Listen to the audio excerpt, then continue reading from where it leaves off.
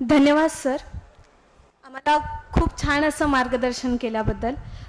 मी पुन्हा एकदा तुमचं मनापासून धन्यवाद मानते की आम्हाला इतकं चांगलं मार्गदर्शन दिलं आणि या मार्गदर्शनाचा नक्कीच आम्ही आमच्या जीवनात उपयोग करू.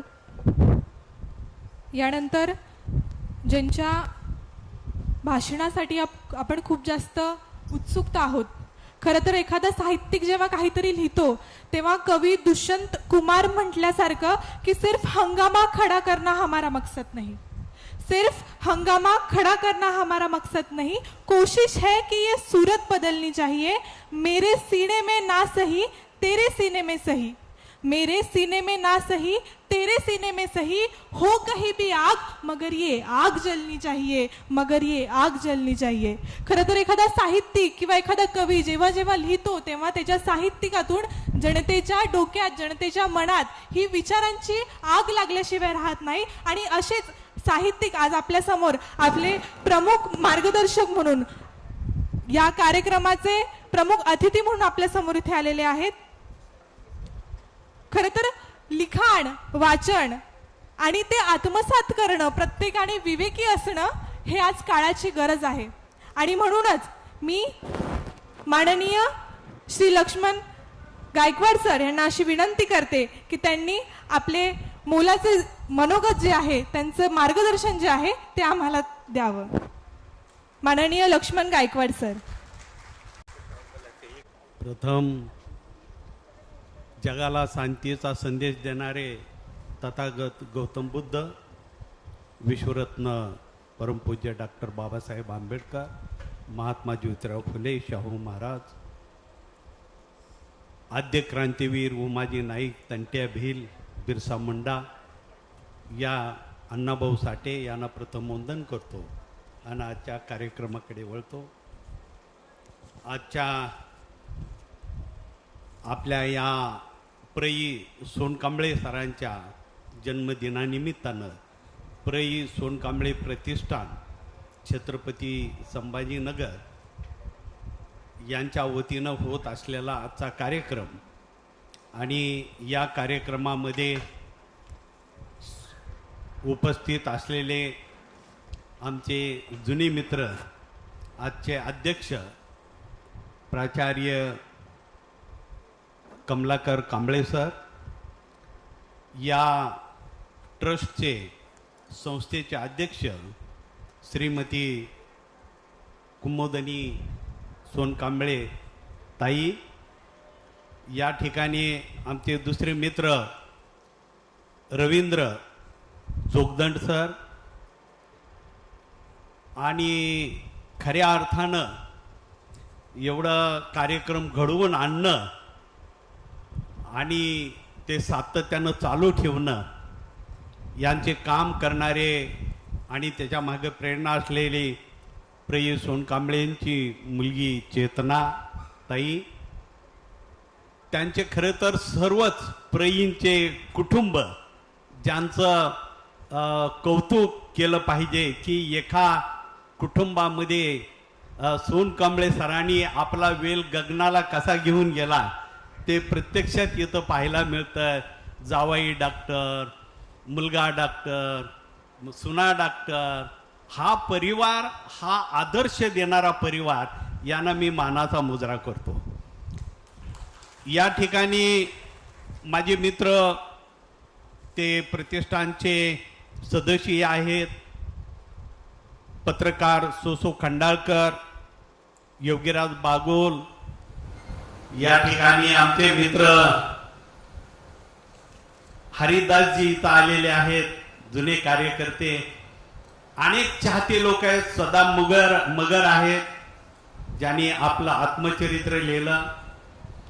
खरं तर प्रथम मी या कार्यक्रमाच्या निमित्तानं ज्या लोकांना गुणीजन पुरस्कार मिळाला, प्रई सोनकांबळे सरांच्या जन्मदिवशी प्रेरणा देणारी आणि त्यांना पाठीवर थाप मारण्याचं काम आपण प्रतिष्ठानच्या वतीनं करत आहात, आणि तरुण मुलांना, यशस्वी होणाऱ्या, मेहनत करणाऱ्या एका मुलींना आणि 2 मुलांना आपण पुरस्कार द्याल, त्यांचं मी मनापासून अभिनंदन करतो.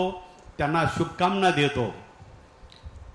या ठिकाणी अनेक माझा हा पहिला कार्यक्रम असा आहे की एका स्टेजवर 4-5 पुस्तकाचं प्रकाशन या ठिकाणी पहिल्यांदा मी करतोय आणि पाहतोय. खरं तर पुस्तक हेच तुम्हाला आयुष्यामध्ये पुढे घेऊन जाणारं एक साहित्य असतं. आता जोगदंड सरांनी साहित्याविषयी बरंच विवेचन केलं आणि त्यांनी अभ्यासपूर्ण काही मांडणी केली. मित्र हो, या ठिकाणी आपण सर्वच आलेल्या या प्र. सोनकांबळेच्या प्रेमाच्या निमित्तानं या कार्यक्रमासाठी जमलेल्या सर्व भावांना आणि बहिणींना मी जय भीम करतो, नमो बुद्धाय बोलतो. आज या ठिकाणी मला एवढं प्रेमाने आपण बोलवलात आणि माझा विषय आहे आजचा स्वातंत्र्यपूर्व आणि स्वातंत्र्य उत्तर दलित साहित्य आणि त्याची प्रेरणा वगैरे जे असेल ती या विषयावर मी बोलतोय. खरं तर भारतामध्ये आपण पाहिलं तर अनेक काळापासून साहित्य निर्मिती होते, परंतु दलित साहित्याची निर्मिती होण्याच्या पाठीमाग हजारो वर्षांचा काळ जावा लागला. हे चालू नाही का? हे चालू आहे का? हा, आवाज येतो? हा, कारण मला ते हातात अवघडल्यासारखं वाटतं जरा घेऊन. आणि आजच्या या दिवशी मी खरं तर काही आठवणी दाटून येतात. कधी काळी मी औरंगाबाद या शहरामध्ये वास्तव्य केलेला माणूस आहे आणि गारखेड्यामध्ये एक सूतगिरणी होती. त्या सूतगिरणीमध्ये मी लेबर म्हणून कामाला आलेला माणूस. 71-72च्या काळात मी औरंगाबादमध्ये गारखेड्याला वास्तव्य करून होतो. त्यानंतर माझा प्रवास बराच सुरू झाला. माझा परिचय देणाऱ्या काही मुली सांगत होत्या की सरांनी असं पुस्तक लिहिलं. खरं तर मी मुळात कार्यकर्ता आणि मला पूर्वी कधी मोर्चेवाला लक्ष्मण गायकवाड म्हणायचे. आता माझं नामकरण जसं औरंगाबादचं छत्रपती संभाजीनगर झालं तसं माझं नामकरण पुन्हा नंतर साहित्यिक लक्ष्मण गायकवाड असं झालं. म्हणजे मोर्चेवाला लक्ष्मण गायकवाड खाली बसला आणि साहित्यिक म्हणून. आणि म्हणून या निमित्तानं एक खरं आहे की 100 मोर्चे काढल्यानंतर एक पुस्तक लिहिणं आणि 100 मोर्चे काढणं बरोबर आहे असं माझ्या जेव्हा लक्षात आलं तेव्हा मी लिखाणाकडे वळलो. कारण मोर्चातून फक्त तात्पुरतं काही प्रबोधन होऊ शकतं, पण साहित्याच्या माध्यमातून अनंत काळापर्यंत प्रबोधन होत असतं. साहित्य एक अशी कल्पना आहे जे प्र. सोनकांबळेंनी सुरुवात केली. खरं तर प्र. सोनकांबळे आज आपल्यात नाहीत, पण मी त्यांची आठवण म्हणून सांगतो की मला साहित्य अकादमीचा पुरस्कार मिळाल्यानंतर प्र. सोनकांबळे सरांनी मला औरंगाबादला बोलवून, ते प्राचार्य होते आणि माझा खूप मोठा सत्कार सन्मान या ठिकाणी करण्यात आला. त्यानंतर औरंगाबादमध्ये अनेक सन्मान झाले. माझा नागरिक सत्कार सुद्धा महानगरपालिकेच्या वतीनं झाला होता. पहिल्या दिवसाचा कार्यक्रम दुसऱ्या दिवशी करण्यात आला. असे अनेक घटना या औरंगाबादशी जोडलेल्या आहेत. प्र. सोनकांबळे सरांचं मी प्रथम सांगतो की त्यांचं योगदान साहित्यात एवढ्यासाठी खूप मोठं आहे की मराठवाड्यातल्या ग्रामीण साहित्याला एक नवी दिशा देण्याचं काम आणि सर्वसामान्य थरातली भाषा प्रथम प्र. सोनकांबळे सरांनी आठवणीच्या पक्षीमधून आणलेलं आहे. आणि त्यांचं मोठं योगदान मराठवाड्यातलं ते पहिलं दलित आत्मचरित्र होतं. त्यांना खरं तर आज गुरुपौर्णिमा आहे, ते माझ्या खरं तर गुरुस्थानी आणि आजच्या दिवशी कार्यक्रम होतो, त्यामुळे मी त्यांना नतमस्तक होतो की त्यांनी साहित्यात खूप मोठी एक मापदंड निर्माण करणारी हे आठवणीचे पक्षी लिहून आम्हा सर्वांना प्रेरित केलेलं आहे. आणि म्हणून प्र. सोनकांबळेंचं एकच मी वाक्य सांगतो की समीक्षकांना तर खूप अवघड जायचं त्याच्यावर समीक्षा लिहिणं. एवढे म्हणजे शब्द, जी मराठवाड्यातली जी शब्द रचना आहे मराठीची गावाकडची, ती आज सुद्धा लोकांना कळत नाही. कारण माझं उचल्या लिहिल्यानंतर मला 100 पत्र आले असतील की हार्बर्ड म्हणजे काय, उकंडा म्हणजे काय, असे अनेक शब्द. तसे शब्द हे प्र. सोनकांबळेंच्या सुद्धा पुस्तकामध्ये तुम्हाला दिसतील. कारण प्र.चं एकच अनुवाद करत असताना हिंदी मधल्या लोकांना प्रश्न यायचे. आता ते आमचे मित्र सूर्यनारायण रणसुभेने अनेक लोकांचे अनुवादित पुस्तकं केली हिंदीमध्ये, त्यांचा मोठा दबदबा. पण अशा लोकांना सुद्धा काही शब्दाची ओळख असायची नाही. प्र. सोनकांबळे सरांच्या एका पुस्तकात वाक्य आहे की आम्ही लहानपणी घरातले काही लोक मिळून शेतकऱ्याच्या गुडावर जायचं, गुडाला जायचं. गुडाला जाणे हा शब्द लोकाला कळतच नाही. गुडाला जाणे म्हणजे जे जोंधळ्याची रास असते, जोंधळ्याचे कणस असतात, ती कणस मोडायला त्याला गुडावर जाणे असा शब्द मराठवाड्यामध्ये आहे. अनुवादकाला प्रश्न पडला की गुड म्हणजे काय, तर त्यांनी लिहिला अनुवादामध्ये कि लेखक को खेत में जाके गन्ने का गुड़ से गुड़ तैयार करने हुए गुड़ में लाने के लिए वहां गए थे. असं म्हणजे गुडाचा अर्थच कळत नाही. त्यांना वाटलं गुड म्हणजे गुळ, तर असं नाही. म्हणजे ही शब्दाची रचना निर्माण करणं, ते साहित्य, ते शब्द पुढे नेणं हे संस्कृतीच्या आणि अभ्यासाच्या दृष्टीनं महत्वाचं असतं. याची मी चलता चलता नोंद करतो आणि माझ्या विषयाकडे वळतो. खरं तर साहित्य आपल्या भारतामध्ये अनादी कालापासून चाललेलं आहे. या शब्द एक अशी कल्पना आहे, शब्द एक रचना अशी आहे, शब्द माणसाला गुलाम बनवते आणि शब्दच माणसाला क्रांती करायला प्रवृत्त करत असते. आणि म्हणून साहित्याला जगामध्ये महत्व आहे. जोगदंड सरांनी फार चांगलं सांगितले. टॉलिस्टॉय, पर्लबर्ग, पुन्हा नंतर असे बरेच जगामध्ये जे नामांकित, गोरकीची आई मी त्या काळात वाचलेली आहे. मला वाटतं मी कामगार चळवळीमध्ये असताना गोरकीची आई वाचलेली आहे. टॉलिस्टॉय किंवा पर्लबर्ग, आलेखेले, द रूट्स वगैरे ही मी नंतर पुस्तकं वाचली. पण वाचनामधून जी प्रेरणा मिळते, जे बौद्धिकता वाढते, ते अन्य कुठल्या गोष्टीतून वाढत नाही. आणि म्हणून भारतामध्ये अनादी काळापर्यंत इथला शूद्र, अतिशूद्र माणूस गुलाम का राहिला, तर हे साहित्याच्या माध्यमातून राहिला. साहित्य त्या काळातलं पुराण असो, गीता असो, रामायण असो, या किंवा मनूचा कायदा असो, ही सर्व कायदे मानवाला हानिकारक जरी असले तर ती चालू होते. मग ते देवाच्या मुखातून पडलेले शब्द असो किंवा कसेही असो, पण ते पुढे चालू रीती झाली. पण नंतरच्या काळामध्ये जेव्हा आमच्यासारखे लोक वाचू लागले पुराण काळामधलं काही साहित्य, किंवा विशेषतः भक्ती संप्रदाय, हा त्या काळी सुधारणावादी म्हणून साहित्य जरी पुढे आलं, त्याचे चोकामेळा असो, गोरोबा कुंभार असो, तुकाराम असो, रोहिदास असो, नामदेव असो, याही लोकांनी साहित्य निर्माण केले. पण हे साहित्य भक्ती संप्रदायाचं साहित्य होतं. हे फार काही क्रांतिकारक साहित्य होत नव्हतं. म्हणजे भक्तीच्या माध्यमातून लोकांमध्ये कशी जागृती निर्माण करायची अशी प्रथा मला वाटतं दलित साहित्यांची त्या काळात सुरुवात झाली.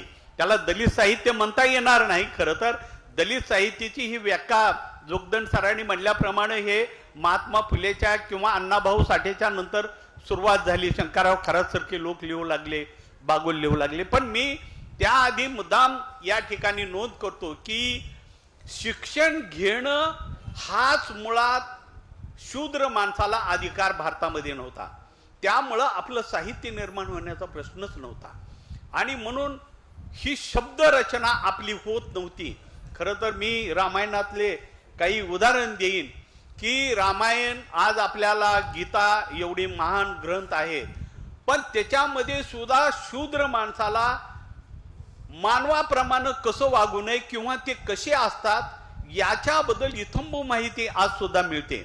रामायणामध्ये तुम्ही कधी वाचलात तर रामायणामध्ये सुद्धा, म्हणून कधी तुम्ही रामायणामध्ये हे बघा, साहित्याच्या माध्यमातून बोलतंय, कुणी मनाचं फार सध्या हाली मन कोम्याजून चाललेले आहेत माणसांचे, कोणाचं मन दुखावण्याचं माझा उद्देश नाही, पण वस्तुस्थिती ही आहे की रामायणामध्ये आज मी जेव्हा वाचतो, मी जवळपास 10-12 तर रामायण वाचले असतील वेगवेगळे, तर एका रामायणामध्ये, वाल्मिकीच्या रामायणामध्ये स्पष्टपणे उल्लेख आहे की एका नगरीमध्ये ब्राह्मण होता आणि ब्राह्मणाचा मुलगा मेला. ब्राह्मणाचा मुलगा मेल्यानंतर तिथे रडण्याचा आक्रोश सुरू झाला. तेव्हा राम त्या नगरीमधून जात होते आणि रडण्याचा आवाज आल्यामुळं ते तिथे थांबले. थांबल्यानंतर ते म्हणाले काय झालं. तेव्हा एक ब्राह्मण म्हणाला की हे देवा, की हे रामा, फार अन्याय होत आहे. काय होत आहे तर शूद्र तपश्चर्या करत आहे आणि शूद्र तपश्चर्या करत असल्यामुळं माझा मुलगा मेला आहे. जोपर्यंत त्या शूद्राला त्याला संपवणार नाहीस किंवा त्याची हत्या करणार नाहीस तोपर्यंत माझा मुलगा जिवंत होणार नाही. आणि मग राम, हे तुम्ही किती लोकांनी रामायण वाचलं माहित नाही, पण ही मी खोटं नाही, हे रामायणातली गोष्ट सांगतोय. मग नंतर राम गेले असंच फिरत फिरत अरण्यामध्ये. गेल्यानंतर शंभूक नावाचा एक माणूस, त्या काळातला शूद्र, हा तपश्चर्या करत होता झाडाखाली. आणि मग तपश्चर्या करत असताना जेव्हा तो राम तिथे आला आणि तो राम राम म्हणून तपश्चर्या करत होता, असंही त्याच्यात आहे. आणि ती तपश्चर्या करत असताना रामाने विचारलं की तू कोण आहे. तो म्हणाला मी शंभूक आहे. शंभूक कुठला आहे तर मी शूद्र आहे. शूद्र आहे म्हटल्याबरोबर राम खड्ग काढतात आणि त्याची मान कंप्लीट उडवतात, त्याचा शिरच्छेद करतात. अशी कहाणी रामायणामध्ये आहे. आणि म्हणून शूद्राला बोलण्याचा, लिहिण्याचा हा अधिकार हजारो वर्ष भारतामध्ये राबवला गेलेला आहे वेगवेगळ्या माध्यमातून. स्त्री हे पाप युनीची असते, तिच्यामधून जन्मणार खरं तर मूल सुद्धा पापी असायला पाहिजे, पण ती पापी होत नाही. पण स्त्रियाविषयी हजारो पापी आहे, ही आहे. अनेक ठिकाणी त्याचे उल्लेख मी यात फार पडणार नाही, पण ह्याचा सांगण्याचा संदर्भ हे आहे की भारतामध्ये पूर्वी शूद्राला शिक्षण घेणं हा गुन्हा मानला जात होता. आणि म्हणून कधी दळण्यावर ओव्या म्हणणाऱ्या, कधी जुन्या बायाच्या ओव्या ऐका. मी लहानपणी ती दळण दळत असताना बाई म्हणायच्या ओव्या म्हणताना, रामबाई राम नाही ग सीतेच्या तोला मोलाचा, रामबाई राम नाही ग सीतेच्या तोला मोलाचा, राम ग बाई आहे हलक्या कानाचा. म्हणजे तो दुसऱ्याचा ऐकून सीते माईला माझ्या त्रास दिला, ही म्हणण्याचं धाडस स्त्रियामध्ये, म्हणजे त्यांना लिहिण्याचा अधिकार नसला तर ओव्याचा. म्हणून स्त्री ही पहिली कवयित्री आहे भारतामधली की जिनं ओव्याच्या माध्यमातून आपलं गीतं लिहिली किंवा आपल्या कहाण्या गायला अन्याय अत्याचाराच्या विरोधात. अजूनही स्त्री जेव्हा पूर्वी दळण दळत असताना आपल्या भावाला काय बोलायचं, आपल्या आईबद्दल काय चिंता व्यक्त करायची, ते दळणामधून गाणं म्हणायचे. आणि म्हणून ओव्या, या ओव्या स्वरूपात काही त्या काळात साहित्य आलं. खरं तर मौखिक परंपरेचं हे साहित्य फार उशिरा काही लोकांनी संपादित केलं आणि हळूहळू साहित्यामध्ये, भारताच्या साहित्यामध्ये थोडा वेगवेगळा बदल झाला.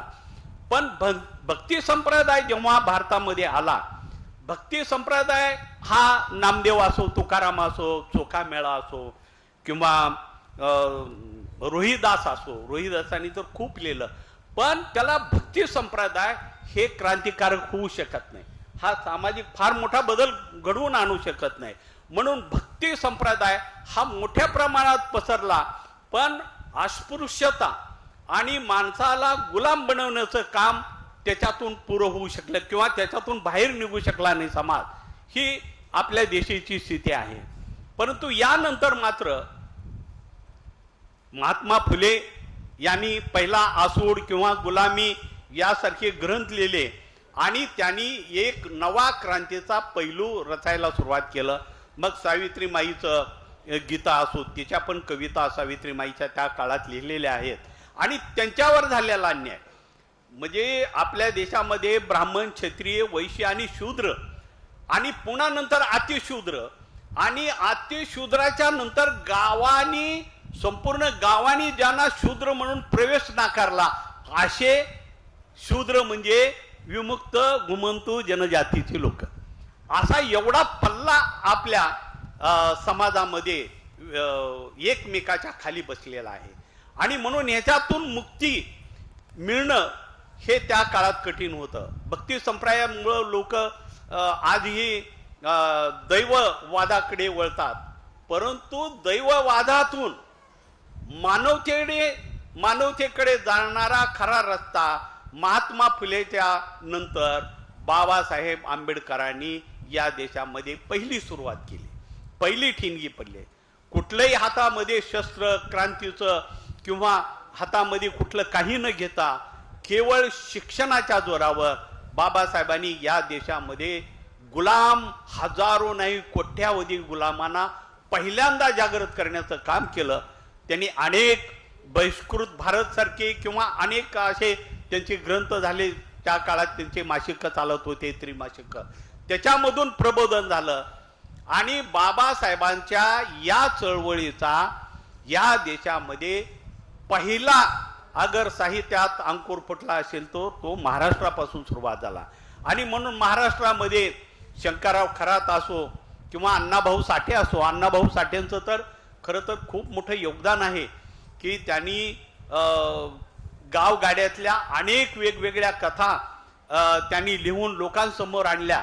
त्यामुळं तुम्हाला माहिती असेल की गंगाधर गाडगीळ आणि जई कुलकर्णी आणि आणखीन कुणीतरी होते, दांडेकर काका, या लोकांनी ठराव पास केला साहित्यामध्ये की अण्णाभाऊ साठे, शंकरराव खरात, बाबुराव बागुल हे साहित्यिक होऊ शकत नाहीत मराठीतले, कारण यांचं साहित्य हे आपल्या साहित्याच्या चौकटीत बसत नाही.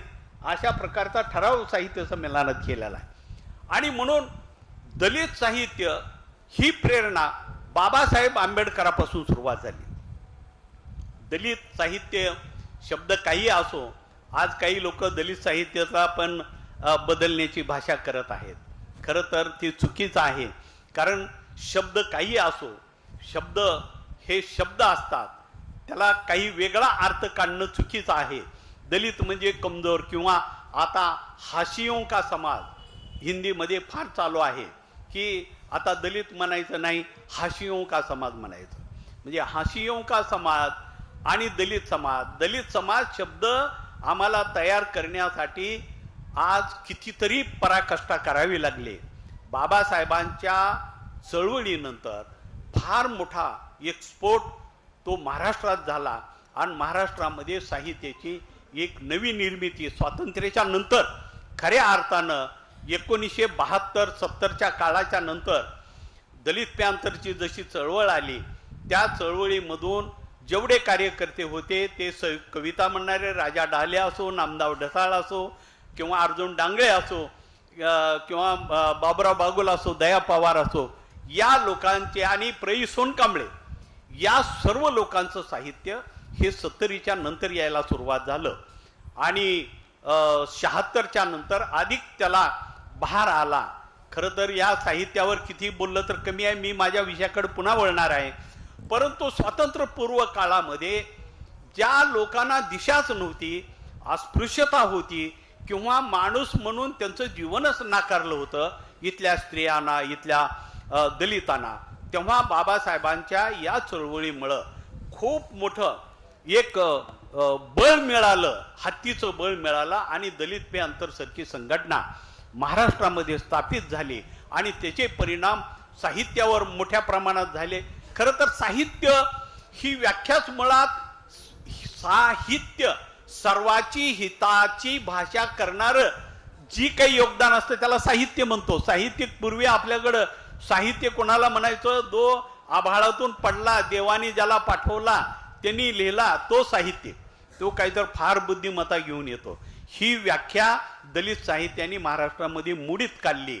आणि आत्मचरित्र, खरं तर दलित आत्मचरित्र म्हणजे त्या समाजाचा इतिहास आहे, त्या समाजाची परिस्थिती, त्याच्या हलकीची जीवन, या सर्व गोष्टी या साहित्यामध्ये आल्या. साहित्यामध्ये मग पुन्हा नंतर की बंडखोर साहित्य म्हणायला लागले किंवा अन्य काही गोष्टी देऊ लागले पुन्हा नंतर. पण आज परिस्थिती अशी आहे भारतामध्ये, मी संपूर्ण भारतभर फिरतो तेव्हा असं लक्षात आलं की प्रेई सोनकांबळे असो, बाबुराव बागुल असो किंवा आमचे दया पवार असो, शंकरराव खरात असो, या लोकांची प्रेरणा घेऊन हिंदी साहित्यामध्ये पहिल्यांदा लिखाण सुरू झालं.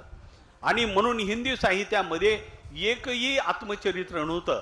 पण नंतर वाल्मिकीसारखं एका लेखकाचं ज्युटन नावाचं पुस्तक आलं. त्यानंतर तुलसीरामचं मुर्दया नावाचं पुस्तक आलं, खूप चांगलं आहे. दलपत चव्हाण आहे, नमेश राय आहे. हिंदी साहित्यामध्ये एक नवा बदल, क्रांतिकारक लिखाण हे पहिल्यांदा महाराष्ट्राचा आदर्श घेऊन पुढे चाललेला आहे. मग त्याचा परिणाम आज सर्व देशामध्ये झालेला आहे. तामिळनाडूमध्ये आज फार मोठी चळवळ साहित्याच्या निमित्तानं उभारलेली आहे. त्याचाही आदर्श खरं तर महाराष्ट्र आहे.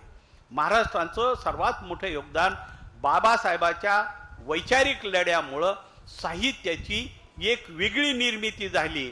आणि जो दैववादपणा होता आणि अंधश्रद्धा रूढी परंपरेनं चालणारी जी इथली व्यवस्था होती, त्या व्यवस्थेला मोडीत काढण्याचं काम पहिल्यांदा महाराष्ट्रातल्या दलित साहित्याने सुरुवात केली आणि त्याचे परिणाम खूप मोठे झाले. ते तुमच्या आमच्या जवळ आहेत. माझ्यासारखा माणूस खरं तर आम्ही गाढवं आणि डुकरं राखणारी माणसं सुद्धा बाबासाहेबांची प्रेरणेमुळं आम्ही आज इथपर्यंत आलो. काही लोक म्हणतात बाबासाहेबांनी काय केलं. अरे बाबासाहेबांनी एकच केलं की डुक्कर खाणारा, डुक्कर सांभाळणारा लक्ष्मण गायकवाड या देशामध्ये घडवला. हे बाबासाहेबांचं सर्वात मोठे योगदान.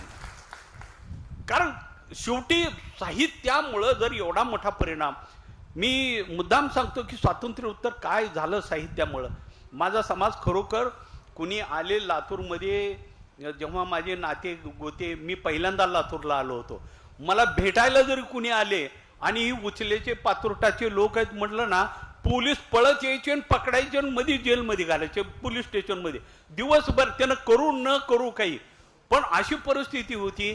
आज तिथे माझ्या चळवळीमुळे, माझ्या साहित्यामुळे जी पोरं बापानं चोरल्यालं सोनं गुपचूपपणे सराफाच्या दुकानी विकत होते, त्यांना सोन्याची थोडी माहिती होती. मी एका माझ्या कार्यकर्त्याला सोन्या चांदीचं दुकान टाकून दिलं. म्हटलं तू असं विकू नकोस. आणि ती सोन्या चांदीचं दुकान, मी मध्ये एक लेख लिहिला होता बघा, उचल्याचा हारी झाला सोन्या चांदीचा व्यापारी. आज तुम्हाला सांगतो 18 दुकानं, माझ्या समाजाची 18 दुकानं सोन्या चांदीची लातूरमध्ये तुम्हाला बघायला मिळते. जे पोरं पिक पॉकेटिंग करीत होते त्यांनी पुन्हा नंतर सर्व धंदा सोडला आमच्या चळवळीमुळे. आज त्यांचं मुलगा एकाचा डॉक्टर आहे, MD झालेला आहे, वकील झालेले आहेत, इंजिनियर झालेले आहेत, सर्व मुलं शिकायला. 100 तर नुसते भाजीचे दुकानं विकणारे गाडे आहेत, 150-200 रिक्षा चालवतात. एवढा मोठा बदल होऊ शकतो. पण बदलणारी भूमिका सांगणारे, काम प्रामाणिकपणे करणाऱ्या लोकांची गरज आहे. साहित्याने आमचा खूप मोठा एक दिशा देण्याचं काम झालं. परंतु सध्याच्या स्थितीमध्ये बाबासाहेबांची चळवळ आम्हा लोकांची ज्या दिशेनं प्रगती करायला पाहिजे, वेगवेगळ्या समाजाला सोबत घेऊन जो एक मोठा समूह या बदलासाठी जो काम करायला पाहिजे होता, तो केला नाही. बाबासाहेबांचं एक स्वप्न जी होतं की तुम्ही माऱ्याच्या जागा पटकावा आणि तिथे जाऊन आपल्या समाजाला न्याय द्या. परंतु ही परिस्थिती आज राहिली नाही. ही व्यवस्था अशी आहे.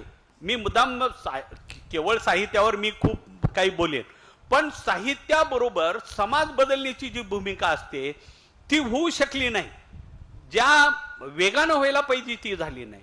आज काय परिस्थिती आहे स्वातंत्र्याच्या नंतर, मला कधी कधी वाटतं, मी माझं आत्मभान आत्मपरीक्षण करतो तेव्हा अरे आम्ही कधी ह्या विमुक्त भटकींची लोक आम्ही फुकट बदनाम झालो नाही. आज आम्हाला चोर गुन्हेगार म्हणून जे वाळीत टाकलंय. खरं तर आपल्या देशामध्ये आजही असा सुमो आहे जो गाव गाड्यामधले अस्पृश्य वेगळे आणि सर्व गावांनी ज्यांना अस्पृश्य मानलंय अशा समाजाबद्दल अजून आपल्या देशामध्ये विचारच झाला नाही. आता आमच्या लिखाणामुळे थोडाफार सुरू झाला. गावगाड्यामध्ये महारवाडा आहे, चांभारवाडा आहे, ढोरवाडा आहे, कुंभारवाडा आहे, पण पारधीवाडा, पारध्याचं कैकाड्याची वस्ती, वडरांचं किंवा उचले लोक, टकारी, भामटे, नंदी बैलवाले, कडक लक्ष्मी जे आजही आसोड मारत फिरतात, या लोकांना गावगाड्यांनी बंदिस्त केलेलं आहे. आणि का बंदिस्त केलं तर ही लोक इंग्रजाच्या काळामध्ये खूप मोठी इंग्रजांच्या विरोधात बगावत करणारी, खूप मोठी लढा करणारी आणि मुक्तीचे आंदोलन करणारे लोक होते. आम्ही खरं तर तुम्हाला किती माहिती आहे, या निमित्तानं मुद्दाम मी हे स्वातंत्र्य आणि स्वातंत्र्याच्या नंतरचा विषय असल्यामुळं मी मुद्दाम तुमच्या लक्षात आणून देईन की 1871 साली एक सेन्सस झालं. 1871 साली असं सेन्सस झालं, इंग्रजांनी केलं आणि ते म्हणाले की या देशामध्ये काही अशी शूद्र जाती आहेत ज्या गुन्हेगार आहेत, टोळ्या टोळ्याने येऊन आपल्याला त्रास देतात. तर ही तंट्या भील असो, बिरसा मुंडा असो किंवा उमाजी नाईक असो, त्या काळात स्वातंत्र्याच्या पूर्वी हे लढणारे लोक, शमशेरसिंग भोसले हा पारद्याचा झाबवामध्ये 1200 लोक घेऊन इंग्रजाचा खजाना लुटायला गेला होता आणि त्याच्यात 1100 लोक मारले. हा इतिहासही नाही आहे, हे आम्ही पुन्हा नंतर शोध केला. उमाजी नाईकासारखा माणूस आज महाराष्ट्रामध्ये त्याला फासावर चढवलं, इंग्रजाच्या विरोधात बंड करणारा माणूस, त्यानं एकच घोषणा केली की मला राजा म्हणून डिक्लेअर कर तर मी तुला शरण येतो. शेवटी इंग्रजाला त्याला उमाजीला स्वतंत्र राजा म्हणून डिक्लेअर करावं लागलं होतं आणि पुन्हा नंतर त्यानं शरण आला होता. म्हणजे ही जी काळ होता स्वातंत्र्यपूर्वीचा काळ, स्वातंत्र्यपूर्वीच्या काळामध्ये काही लोकांना, लढाऊ ज्या जनजाती होत्या त्यांना गुन्हेगार, बाय बर्थ गुन्हेगार बनवलं. बाय बर्थ म्हणजे तुम्ही किती अभ्यास केलाय प्राध्यापक लोकांनी, संशोधकांनी माहीत नाही. आमचे मित्र योगीराज बागुल आज मोठं संशोधक म्हणून पुढे येत आहेत. खरं तर आम्हाला आनंद वाटतो की बाबासाहेबांवर एवढं डिप्थमध्ये जाऊन रिसर्च करणारा माणूस इथं आज बसलेला आहे. मी सांगण्याचं तात्पर्य हे की आमच्याबद्दल अभ्यासच नीट झाला नाही. सो खंडाळकर इथं माझे मित्र आहेत, किती अनेक वर्षापासून आहेत.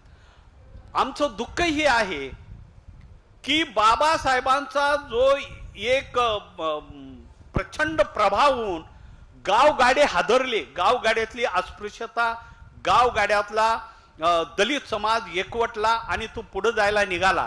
त्यालाही पुन्हा भरपूर आडकाठी आल्या, परंतु 1871 साली या देशामध्ये असा कायदा बनवला की आईच्या पोटातून जन्मलेला मूल चोर गुन्हेगार म्हणून जन्माला येतं. अशा 198 जाती लिस्टेड केल्या भारतामध्ये आणि 198 जातीला बाय बर्थ क्रिमिनल केलं. त्यावेळेस आमची लोकसंख्या बाबासाहेबांनी लिहिले, बाबासाहेबांनी लाहोरच्या भाषणामध्ये यावर टिप्पणी केलेली आहे की या देशामध्ये अपराधी जनजाती जे आहेत त्या 2,50,00,000 आहेत आणि एवढ्या लोकांना या देशामध्ये हिंदू धर्मामध्ये गुलामापेक्षाही वाईट वागणूक दिली जाते, अजून त्यांचे प्रश्न मिटले नाहीत. अशाचं लिखाण बाबासाहेबांनी त्या काळात केलेलं आहे. आणि मग सांगण्याचं तात्पर्य हे की एक समूह त्याला नेतृत्वच पुन्हा मिळालं नाही कधी. 1871 सालचा कायदा भारतामध्ये किती दिवस चालावा हे आमची शोकांतिका आहे. 31 ऑगस्ट 1952 पर्यंत हा कायदा चालू राहिला. म्हणजे देशाच्या स्वातंत्र्याच्या 5 वर्ष 16 दिवसापर्यंत आम्ही लोक या देशामध्ये कैदी होतो. ह्याचा विसर सुद्धा स्वातंत्र्याला पडला आणि स्वातंत्र्य आम्हाला मिळायला पंडित जवाहरलाल नेहरू संसदेमध्ये सांगतात की तुम्ही लोक, आम्ही मुक्त आहोत भारतीय नागरिक, पण तुम्ही फक्त मुक्त नाही तर तुम्ही तुमचे पूर्वजांनी इंग्रजाच्या आणि स्वातंत्र्यासाठी लढणाऱ्या तुम्ही जमाती आहात, तुम्ही आजपासून विशेष मुक्त आहात. विशेष मुक्तला शॉर्ट फॉर्म मध्ये विमुक्त हे नाव देण्यात आलं. डिप्रेस क्लास त्या काळात गांधीजीची व्याख्या की डिप्रेस क्लासची पुन्हा नंतर संघटना झाली. पण स्वातंत्र्याच्या 5 वर्ष 16 दिवसाचे नंतर आम्हाला स्वातंत्र्य मिळाल्यामुळं बाबासाहेबांनी 1950ला संविधान लिहून टाकलं आणि त्यामुळं आम्ही संविधानामध्ये नाही. हे किती लोकांना माहित आहे? संविधानामध्ये आम्ही कुणीही देशातले 2.5 कोटी बाय बर्थ क्रिमिनल संविधानाच्या बाहेर पडला, कारण तो कैदी होता, तो गुन्हेगार होता आणि म्हणून बाबासाहेबांना त्यांना समावेश करता आलं नाही. 2.5 कोटी लोक आज देशामध्ये 25 करोड लोक आहेत.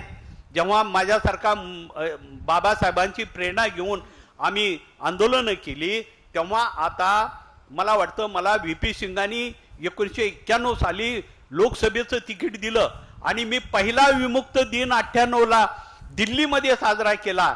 विशेष मुक्त दिवस 31 ऑगस्टला तो विमुक्त दिन आज देशभर साजरा केला जातो. सांगण्याचं तात्पर्य की या देशामध्ये पुन्हा सामाजिक दृष्ट्या बाबासाहेबांनी शिका, संघटित व्हा आणि संघर्ष केला. हे सांगितलं आम्ही संघर्ष करतोय, पण समता, स्वातंत्र्य, बंधुत्व आणि न्यायासाठी बनवलेल्या संविधानाची इम्प्लिमेंट अजून सुद्धा भारतामध्ये होत नाही. हे शोकांतिक आहे. कारण आज भारतामध्ये 25 कोटी लोक या देशामध्ये गुलाम आहेत.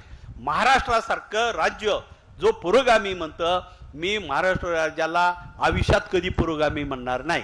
कारण महाराष्ट्र एवढा जातीवादी आणि अत्यंत खालच्या पातळीवर जाणारं राजकारण या महाराष्ट्रामध्ये करणारे लोक, घराणेशाहीचे इथे लोक इतके निर्माण झाले.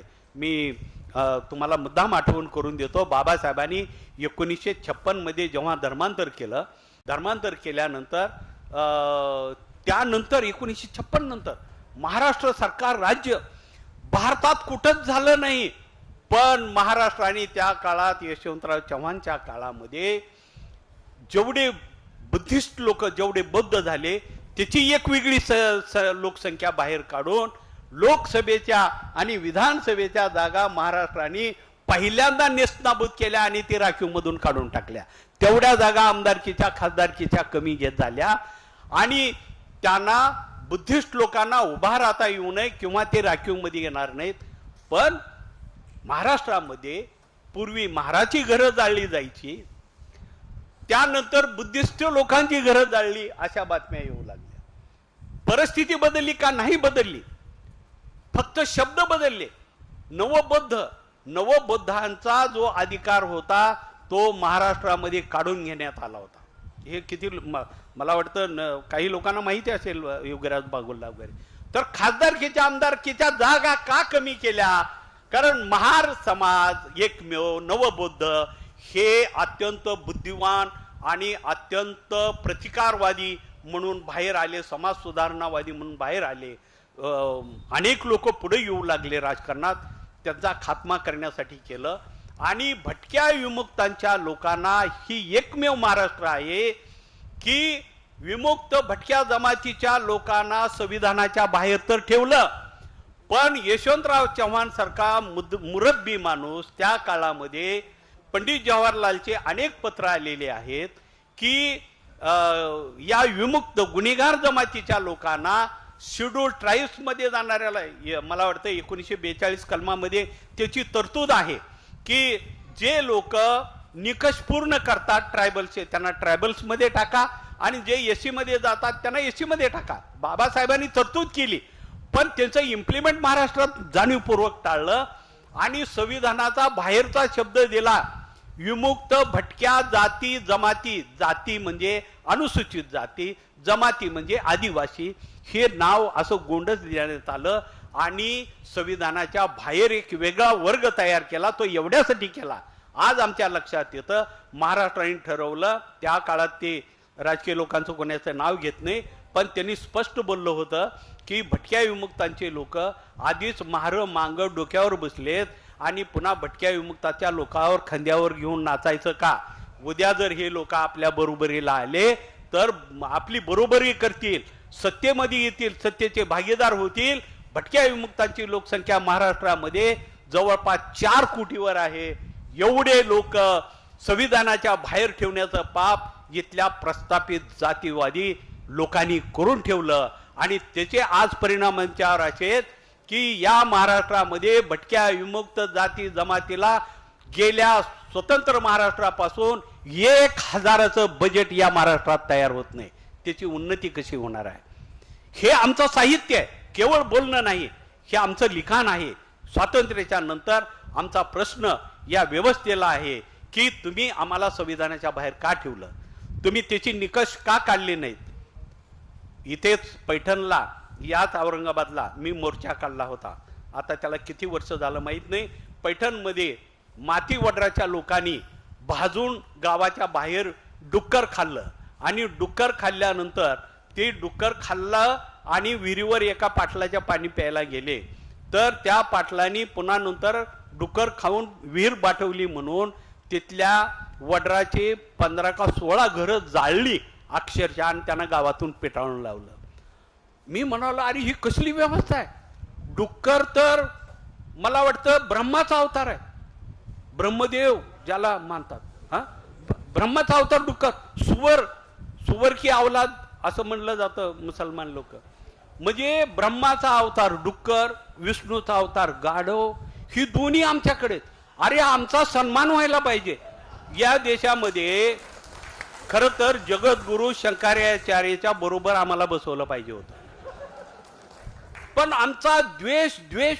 अरे पण खरंच डुक्कर तुम्ही जरा काढा की ब्रह्माचा अवतार हा डुक्कर आहे. वरा अवतार म्हणजे डुकराचा अवतार हो. आणि डुक्कर खाल्ल्यानंतर तुमची विहीर बाटते, माणसं बाटतात आणि त्याला लोक घरं जाळतात, मारतात, हाणतात. गाढव आम्ही सांभाळलं म्हणून ते गाढवाला गाढवाच्या म्हणतात. अरे गाढवा एवढा चांगला प्राणी कुठला नाही. खरं तर त्याची पूजा करायला पाहिजे. इतका मेहनती, म्हणजे वजन किती टाकल तेवढं घेऊन पळतं. आणि डुकरामुळं काय झालं तुम्हाला ह्याची माहिती. आता लेखक म्हणून माझं ही साहित्य आहे. या साहित्याच्या अंगानं स्वातंत्र्य उत्तर पहिल्यांदा डुकराचं साहित्य उलालं, गाढवाचं साहित्य उलालं. असे साहित्य का उलालं तर आम्ही ती भोगलं. डुक्कर का सांभाळत होतं याचं तुम्हाला माहिती आहे. मी पहिल्यांदा साहित्यात हा प्रकार आणला. डुक्कर आम्ही का पाळतो, मोगलांच्या काळात 800 वर्ष मुस्लिम लोकांच्या फौजा यायच्या आणि लोकांना प्रचंड अन्याय करायचे. त्या काळात त्याला धर्म काही म्हणू नका, हिंदू धर्म हा काही पुन्हा नंतर आलेले शब्द आहेत. पण त्या काळात जी सिंधू संस्कृतीमध्ये आम्ही जगलेले लोक होतो, तर आपल्याला बाठायचं नाही, आपण असंच राहायचं, आपण कुठल्या धर्मात जायचं नाही, ही जी प्रथा होती. त्या काळात आम्हाला 10 गावं, माझ्या लहानपणी मला 10 गावं होते. 10 गावामध्ये आमची डुकरं सोडलेली असायची. ही डुक्कर का पाळतो तुमच्या माहितीसाठी सांगतो.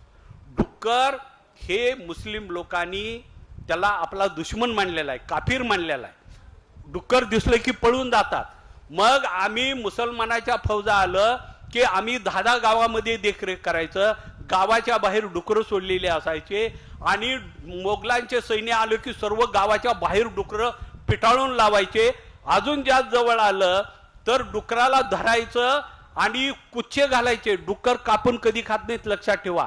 ते पारणं लोखंडाच्या त्याच्या मानेवर मारू तो किंचाळतो, वा त्याचा आवाज ना डुकराचा 1 किलोमीटर पर्यंत जातो. मग मोगलांची सैन्य गावाकडे न येता ती सुवर के लोग रहते हैं, चलो चलो भागो डुक्कर खाने वाले लोग आहे म्हणायचे, मुसलमान पळून जायचे.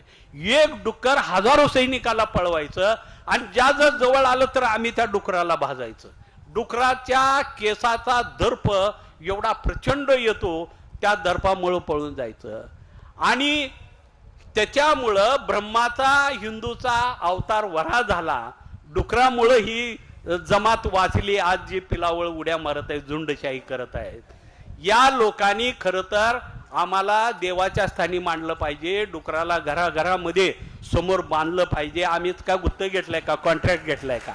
हा शंकर्या, मी तर म्हणतो हे ब्रह्माचा अवतार, विष्णूचा अवतार शंकराचार्याच्या मठाच्या प्रत्येक समोर बांधलं पाहिजे, तर तुमचा उद्धार होणार आहे, नाही तर नाही होणार. म्हणजे किती भयानक गोष्टी आहेत ज्या आम्हाला लिहिण्यासाठी एवढे वर्ष गेले. आम्ही आता कुठं लिहू लागलो. आणि म्हणून डुकराबद्दल किंवा या ह्याच्याबद्दल असं साहित्य हे पहिल्यांदा दलित साहित्याला येऊ लागलं आणि लोक हादरू लागले. आज जेव्हा मी देशभर फिरतो तेव्हा अनेक लोक भेटतात, त्याच्यावर अभ्यास करतात. पण दोस्तो, सांगायचं तात्पर्य हे की महाराष्ट्रामध्ये एक असं वातावरण तयार झालं. आज आम्ही जरा थोडं भटक्या विमुक्ताच्या लोकांसाठी फिरतो, पण स्वातंत्र्य जे मिळालं, माझी स्वतःची अशी समीक्षा आहे. बाबासाहेबांनी तर खूप लिहिलं, पण अस्पृश्यता जरी मिटली असेल थोड्याफार प्रमाणात, पण भटक्या विमुक्तांचे प्रश्न एवढे गंभीर आहेत. आपल्या देशामध्ये स्वातंत्र्य मिळाल्यानंतर जी कष्ट करणारे, सामाजिक काम करणारे किंवा गरीब तबक्यातले लोक राज्यावर आलेच नाहीत. हे राज्य करण्यासाठी जे लोक पुढे आले, जे मोगलामध्ये सरदारक्या मिळवत होते, जे राज्य मिळवत होते, मोठमोठे वतनं मिळवत होते, जहागिऱ्या मिळवत होते, असे भारतामध्ये 5745 राज्य होते. 7545 जातीचे राज्य होते. या सर्व राज्य पुन्हा जरी एकत्र आलेले असले तर स्वातंत्र्याच्या नंतर जे राज्य शाहीशी जुळवून घेऊन जे मोज मस्ती करत होते आणि सर्वसामान्य लोकांना गुलाम म्हणून राबवत होते, तीच माणसं स्वातंत्र्याच्या नंतर आपल्या देशामध्ये राज्यसत्तेवर आले. आणि राज्यसत्तेवर आल्यामुळं घराणेशाही निर्माण झाली. पूर्वी एक राजा सर्व लोकांवर एका विभागावर राज्य करत होता. आत्ताचे राज्य हे त्या काळातली सरदारकी मिळवलेले आज आपल्या या देशामध्ये गुलामाला गुलाम ठेवलं पाहिजे, या लोकांना भटक्या विमुक्ताला भटकत ठेवलं पाहिजे, दलितांना अजूनही आपल्या बरोबरीचं स्थान मिळणार नाही ह्याची व्यवस्था केली पाहिजे, ह्याची मोर्चे बांधणी आजही दोस्तो हो या देशामध्ये पद्धतशीरपणे आहे. तुमचा राज्यकर्त्यांची मोठमोठी पिलावळ आज आपल्याला, मी विलासराव देशमुख वगैरे, मला नाव घ्यायला भीती वाटत नाही कोणाचे, हे जे मोठमोठे राजे आता जे नवीन आलेले आहेत पुढारी कुठल्याही पक्षाचे असो, अरे म्हातारी माणसं त्यांच्या पायाला हात लावतात त्यांच्याकडे गेलं की काम करा, हे करा. इतकी या देशामध्ये लाचारी आणलेली आहे की पुन्हा आपला देश गुलामीकडे जातो की काय, अशी एवढी भयानक संभावना आहे. आज ज्या लोकांकडं मी काही राजे बघितलेत की निजामाच्या काळामध्ये निजामाचे घोड्याचे खराळे मारणारे या देशामध्ये राज्यसत्तेवर आले, मुख्यमंत्री झाले, त्याचे शेंबडे पोरं पण मुख्यमंत्री पुन्हा मिनिस्टर झाले, त्याचे पोराचं पोरग मिनिस्टर, त्याची बहीण मिनिस्टर. अरे हा देश काय तुम्हाला विकलाय का काय? कायम तुमचंच सर्व. आणि पुन्हा नंतर एक नवी गुलामी, त्यांच्या वाड्याच्या समोर सर्व लोक सकाळी सकाळी जमायचं, लोटांगण घालायचे, साहेब हे काम करा, ते काम करा. ही गती मोडण्याचं काम बाबासाहेबांनी करून ठेवलेलं आहे. परंतु आज परिस्थिती दोस्तो अशी निर्माण झाली आहे या देशामध्ये की इथला प्रस्थापित वर्ग जो आहे, राज्यशाही वर्ग जाऊन बसलेला, प्रस्थापित झालेला, तो खालच्या माणसाला काही करू इच्छित नाही. भटक्या विमुक्तासाठी तुम्ही माहिती घ्या, आम्ही लोक 1913 मध्ये पहिलं बजेट आमच्यासाठी इंग्रजांनी तयार केलेलं आहे. इंग्रज, मी म्हणतो ही जी आज जी लोक राज्यावर आहेत ना, मी म्हणतो हे खरे देशाचे दुश्मन आहेत. इंग्रज हे मी देव मानतो, इंग्रजाला देव मानतो. महिलाच्या मुक्तीचा त्यांनी कायदा आणला. भटक्या विमुक्तांच्या लोकांचा सुधारण्यासाठी 1913 साली सोशल वेलफेअर नावाची ही संस्था फक्त गुन्हेगार जमातीसाठी आलेली आहे, लक्षात ठेवा. भारतामध्ये 1913 साली पहिलं बजेट आमच्यासाठी गुन्हेगार जमातीसाठी म्हणून सोशल वेलफेअर आलं. आणि सोशल वेलफेअर आल्यानंतर आज परिस्थिती, आम्ही स्वातंत्र्याच्या नंतर माझ्या आज्याला मला वाटतं जवळपास 5 रुपये 8 आणे पगार होता. 5 रुपये 8 आणे इंग्रजाचे पगारी मिळायच्या सेटलमेंटमध्ये गुन्हेगार जमातीचे. भारतामध्ये 52 सेटलमेंट आहेत, ह्यांच्यासाठी बजेट व्हायचं. आणि ती बजेट स्वातंत्र्याच्या नंतर भारतामध्ये आज सोशल वेलफेअरचं समाज कल्याण झालं. आज समाज कल्याणमधून आम्हाला काढून टाकलं, हे किती लोकांना माहित आहे? याचा अभ्यास काय? समाज कल्याणमध्ये आमचं बजेटच होत नाही. म्हणून गावगाड्याचा अस्पृश्य जरी असला, आज त्याचेही संकट खूप आहेत, मी ती पुन्हा तुम्हाला सांगेन. पण परिस्थिती अशी आहे की ज्याची संख्या जास्त आहे आज तो भांडायला उठत आहे, ज्याची संख्या जास्त आहे तो जास्तीत जास्त वरबडून कसं खायचं हे मागत आहे. जाती जातीच्या संघटना होत आहेत. आज भटक्या विमुक्तांचे लोक पालावरचे लोक पालात आहेत. हे राजकीय लोकांना दिसत नाही का? त्यांच्या हजारो एकर जमिनी वाढत आहेत, त्यांचं वैभव वाढत आहे, त्यांच्या मोठमोठ्या टोलेजंगी इमारती वाढत आहे. आणि आज माणसं जी पाल होती आमच्या भटक्या विमुक्तांची ती पाल सुद्धा फाटून गेली आहे. त्याला पावसामध्ये थांबावं लागतं. एवढी भयानक अवस्था महाराष्ट्रामध्ये आहे. पुरोगामी म्हणतात आणि आपल्या सत्तेची सर्व फळं आपल्या नात्याला, पुतण्याला, मामाला, भावाला आणि त्यांना काका म्हणा, तात्या म्हणा, अशी सध्या एक नवीन टीम या देशामध्ये निर्माण झाली आहे. मी म्हणतो की आपण सावध झालं पाहिजे. समदुःखी लोकांनी एकत्र आलं पाहिजे.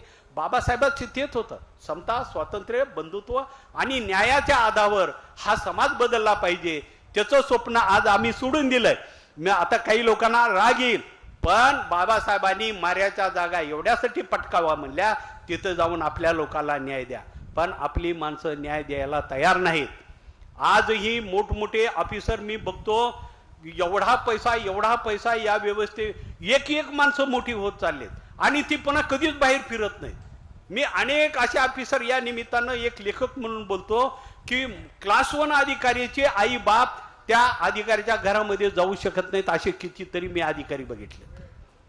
ते आपल्या आई वडिलाला अस्पृश्य केलंय. ही नवीन अस्पृश्यता आपल्या देशामध्ये तयार होत आहे. एका अधिकाऱ्याच्या घरावर झाडी पिल्यानंतर 50 कोटी नगदी थप्प्याच्या थप्प्या मिळतात. अरे काय बाबासाहेबाचं तुम्ही वाटोळ करताय विचाराचं. तो पैसा तुम्ही तुमच्या समाजाला का वापरला नाही? इन्कम टॅक्सची धाड परेपर्यंत तुमच्या घरामध्ये पैसे जमा होतात. चळवळीच्या लोकांना मदत करत नाहीत. आज हे प्रतिष्ठान झालंय प्रई सोनकांबळेच्या नावानं. ह्याला पैसे मागत फिरावे लागतात. तुम्ही का देत नाही? या माध्यमातून नव्या मुलांना शिक्षण देण्यासाठी, त्यांना पुस्तकं खरेदी करण्यासाठी का पैसा बाहेर काढत नाहीत? ही एक शोकांतिका आहे. लक्ष्मण गायकवाड मोठा झाला, लगेच कुठल्या तरी एका पक्षामध्ये मिळाला आणि त्या पक्षामध्ये राहून त्यांची हांजी करत फिरला. ही व्यवस्था या महाराष्ट्रामध्ये आता तयार झालेली आहे. एक माणूस मोठा करायचा आणि त्याला तिथंच ठेवायचं. मी नवीन माहिती तुम्हाला सांगत होतो की खासदारकीच्या आमदारकीच्या जागा एवढ्यासाठी कमी केल्या. महाराष्ट्रामध्ये एक पद्धतशीर असं षडयंत्र आहे या व्यवस्थेमध्ये. आम्ही त्याला प्रस्थापित राज्यशाही नव्यानं उदयास महाराष्ट्रात आलेले आहे. ते आपल्या घराण्याशिवाय दुसऱ्याला जाऊ देत नाहीत. आम्हाला भटक्या विमुक्ताला असं का ठेवलं तर ह्यांचे खासदार आमदार निवडून येऊ नये, ह्यांची जनगणना होऊ नये, यांना आपल्या बरोबरीचं स्थान मिळू नये, हे पद्धतशीर या महाराष्ट्राने करून ठेवलं. हे कळायला लक्ष्मण गायकवाडला 40 वर्ष गेलेत. तुमच्या माहितीसाठी सांगतो, विमुक्त भटके ही काही संज्ञा नाही. हे फार मोठी फसवणूक आहे, घोर फसवणूक. कारण विमुक्त भटके तुम्हाला बजेटच नाही हो शिक्षणासाठी. 1000 आडात नाही तर पवऱ्यात कुठून येईल? ही मी कोणाला म्हटलं, काल परवा उपमुख्यमंत्री अजित दादाला म्हटलं, अरे आम्हाला बजेट तर बनवत नाही. लक्ष्मण गायकवाड, मी अजित दादा शब्द देतो की तुमच्यासाठी अजून बजेट बनवलं नाही. सर्वाला बनवलं. शेतात, मळ्यात, त्यांच्या तळ्यात. म्हणजे ही हरामखोर लोक जर सत्ता संपत्ती संच करून जर माणसाला परत नव्यानं गुलाम करणार असतील तर बाबासाहेबाचा एकमेव विचार आहे की जो या लोकांना प्रतिक्रांती करून त्यांना घरी घालवणं. आणि ही गोरगरीब मराठे, खरंच आहे मराठ्याचं आंदोलन चालू आहे, माझा त्यांना पाठिंबाच आहे. गरीब मराठे का झाले, कुणी केले, ही त्यांना सांगायला पाहिजे हो. हे आजच्या परिस्थितीमध्ये बोलतोय. आता आम्ही भटक्या विमुक्तामध्ये ती आम्ही ओबीसी मध्ये आलो, समाज कल्याण मधून आता आम्हाला काढून टाकलं. आता आम्ही ओबीसीचा ग्रुप झालो, एक लक्षात ठेवा. आणि भटक्या विमुक्ताला त्या मसनवाट्यामध्ये राहतो आम्ही. मसनवाट्यामध्ये प्रेत, अजून मसनवाट्यामध्ये मी एक कथा लिहिली होती की मसनवाट्यातले मसनजुगी ना देवाला साकड घालतात की सोन्याचा दात असल्याला म्हातारा मरू दे, पुन्हा नंतर बाळातीन बाई मरू दे डिलिव्हरी होताना, आणि तिचं प्रेत माझ्या मसनवाट्यात. ती एवढ्यासाठी की बाळातीन बाईच्या अंगावरचे दागिने काढून घेत नाहीत, तिला तसंच जाळायला आणतात. आणि म्हाताऱ्याचा दात सोन्याचा ती काढत नाही, त्याला तसं जातात, तर ती सोनं मला मिळू दे. आणि म्हणून मसन वाट्यात 15-15, 10-10 दिवस मुक्काम करणारे लोक अजून तिथंच आहेत हो. त्यांना न्याय या महाराष्ट्रात मिळणार आहे का? त्याच्याकडे कुणी बघत नाही. ह्यांची सत्ता संपत्ती वाढत चाललेली आहे आणि माणसं नव्यानं गुलाम होत आहे. हे माझ्यासारख्या लेखकाला एक खंत वाटते की बाबासाहेबांच्या या चळवळीला पुढे नेण्याचं काम, फुलेच्या चळवळीला पुढे नेण्याचं काम केलं पाहिजे.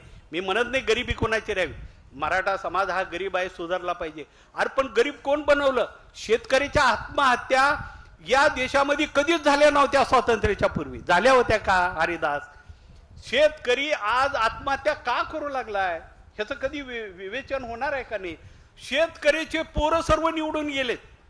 ती म्हणतात आम्ही शेतकऱ्याचे पोरं आहोत. अरे तुम्हाला लाज वाटली पाहिजे बेशर्मानो. तुमच्या प्रॉपर्ट्या वाढत चालल्यात आणि शेतकरी आत्महत्या करू लागलाय. पोरग सत्तेवर आहे आणि बाप शेतात आत्महत्या करू लागलाय. अशी व्यवस्था महाराष्ट्रात पहिल्यांदा झालेली आहे. त्याच्याकडे कोण बघणार आहे? गरिबी कोण वाढवली? तर इथल्या जहागीरदार, सरदार आणि इथले पूर्वीच्या काळातले जमीनदार या लोकांच्या हातात सत्ता गेली. जमीनदार, सरदार आणि जहागीरदार हे गुलाम पाळायची सवय या देशामध्ये हजारो वर्षाची आहे आणि म्हणून ते कधीही या महाराष्ट्राला किंवा या देशाला न्याय देणार नाहीत. परत एकदा नवी क्रांती या देशामध्ये आली पाहिजे आणि अहिरे आणि नाहिरे वर्ग असा वेगवेगळा तयार होऊन एक नव्या क्रांतीचा उदय झाल्याशिवाय खऱ्या अर्थानं भारताला स्वातंत्र्य मिळालं असं मी कधीच म्हणणार नाही. आणि म्हणून ही आमची खंत आहे की या गोष्टीत आता मी खरं तर दलित चळवळ हे बोलताना मुद्दाम सांगेन की पूर्वी नवबद्धाचे आमदार राखीव मतदारसंघामधून निवडून यायचे, हमखास निवडून यायचे, कारण त्यांच्या एवढी हुशार माणसं नव्हते, अभ्यासू होते. विधानसभेमध्ये काय धुडगूस घालायचे, प्रश्न विचारायचे, ती जड चाललं इथल्या सत्ताधीशांना. आता त्यांनी पद्धतशीरपणे एक तर नवबद्ध झाल्याबरोबर खासदार आमदारकीच्या जागा कमी केल्या, त्याच्यानंतर आता राखीव जागा अशा केल्या की आपल्या सकाळी येऊन पाया पडणारे कोण वर्ग आहेत, आपल्याला नमस्कार करणारे कोण आहेत, आपल्याला सांगल ती कामं करणारे लोक कोण आहेत. मग जरा जवळचे वाटतात चांभार, मातंग, पुन्हा डोहोर, अशा लोकांचे पुन्हा उमेदवार येऊ लागले. आता तेही उमेदवार कमी होऊ लागले आणि आता डुप्लिकेट सर्टिफिकेट, खाटी, स्वामी, जंगम असे नवे नवे शोध चालू आहेत आणि त्याचे आमदार खासदार करत आहेत. म्हणजे तुमचा प्रतिनिधी येऊ द्यायचा नाही. नवबद्धांच्या लोकांसारखी माणसं निवडून आले तर आपल्याला त्रासदायक होतात. ते प्रश्न विचारतात, बरोबरीचा अधिकार मागतात. म्हणून राजकारणामध्ये कम्प्लीट आउटडेट झालंय. आता बद्धाचे पूर्वी सर्व माणसं नवबद्धाचे आमदार असायचे, आता एक बी दिसत नाही. जास्तीत जास्त कवाडेसारखे किंवा आठवलेसारखे माणसं काही बी करा हो, आमचं काहीतरी करा बाबा, कुठंतरी बसवा, कुठंतरी बसवा, पण बसवा. मग विधान परिषदेवर घ्या, कुठं तर राज्यसभेवर घ्या, पण काहीतरी चुरूट मुरूट काहीतरी द्या. ही म्हणणारी आता आपण अनेक वर्गावारी झाली आहे आणि समाज आहे तिथेच आहे. समाजाचे प्रश्न अजूनही दोस्तो सुटलेले नाहीत, मिटलेले नाहीत. काही माणसं थोडेफार सुधारले, ह्याचा अर्थ सर्व माणसं सुधारले नाहीत.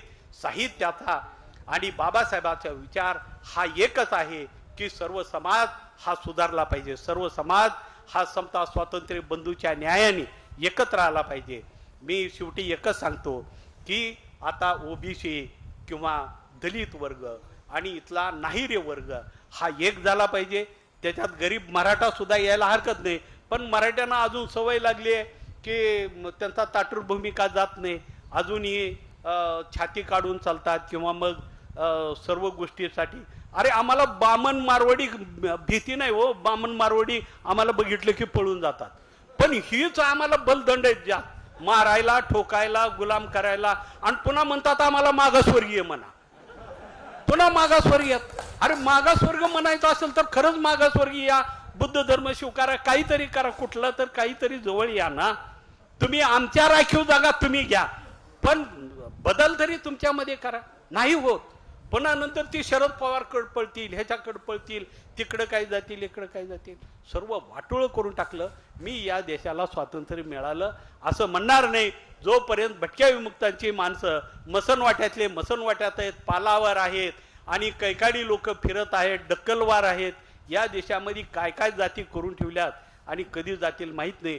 परंतु दोस्त हो, मला वाटतं की हा समाज बदलला पाहिजे, हा समाज पुढे आला पाहिजे आणि तरच आपण या वेगवेगळ्या साहित्याच्या रूपाने आपण एकत्र जमत असताना आपण विचारशील झालं पाहिजे, प्रगतीशील झालं पाहिजे, सर्वसामान्य लोकांना न्याय देण्याच्या भूमिकेवर असलं पाहिजे. आत्ता महाराष्ट्रामध्ये स्त्रिया मोठ्या प्रमाणात लिहित आहेत. उर्मिला पवारसारखी बाई लिहित आहे. आता आमची चेतनाने पण पुस्तक लिहिलं आहे. खरं तर महिलांचं चरित्र येण्याची फार गरज आहे. महिला आजही दलितापेक्षा दलित आहेत.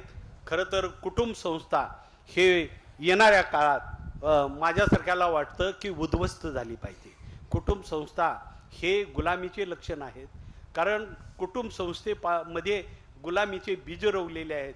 महिलांना कायमस्वरूपी मागे टाकण्याचं, दलितांना गावगाड्यामध्ये दलित ठेवण्याचे ही जी काही कुटुंब संस्था आहे हे एकदा विस्कळीत झाली पाहिजे.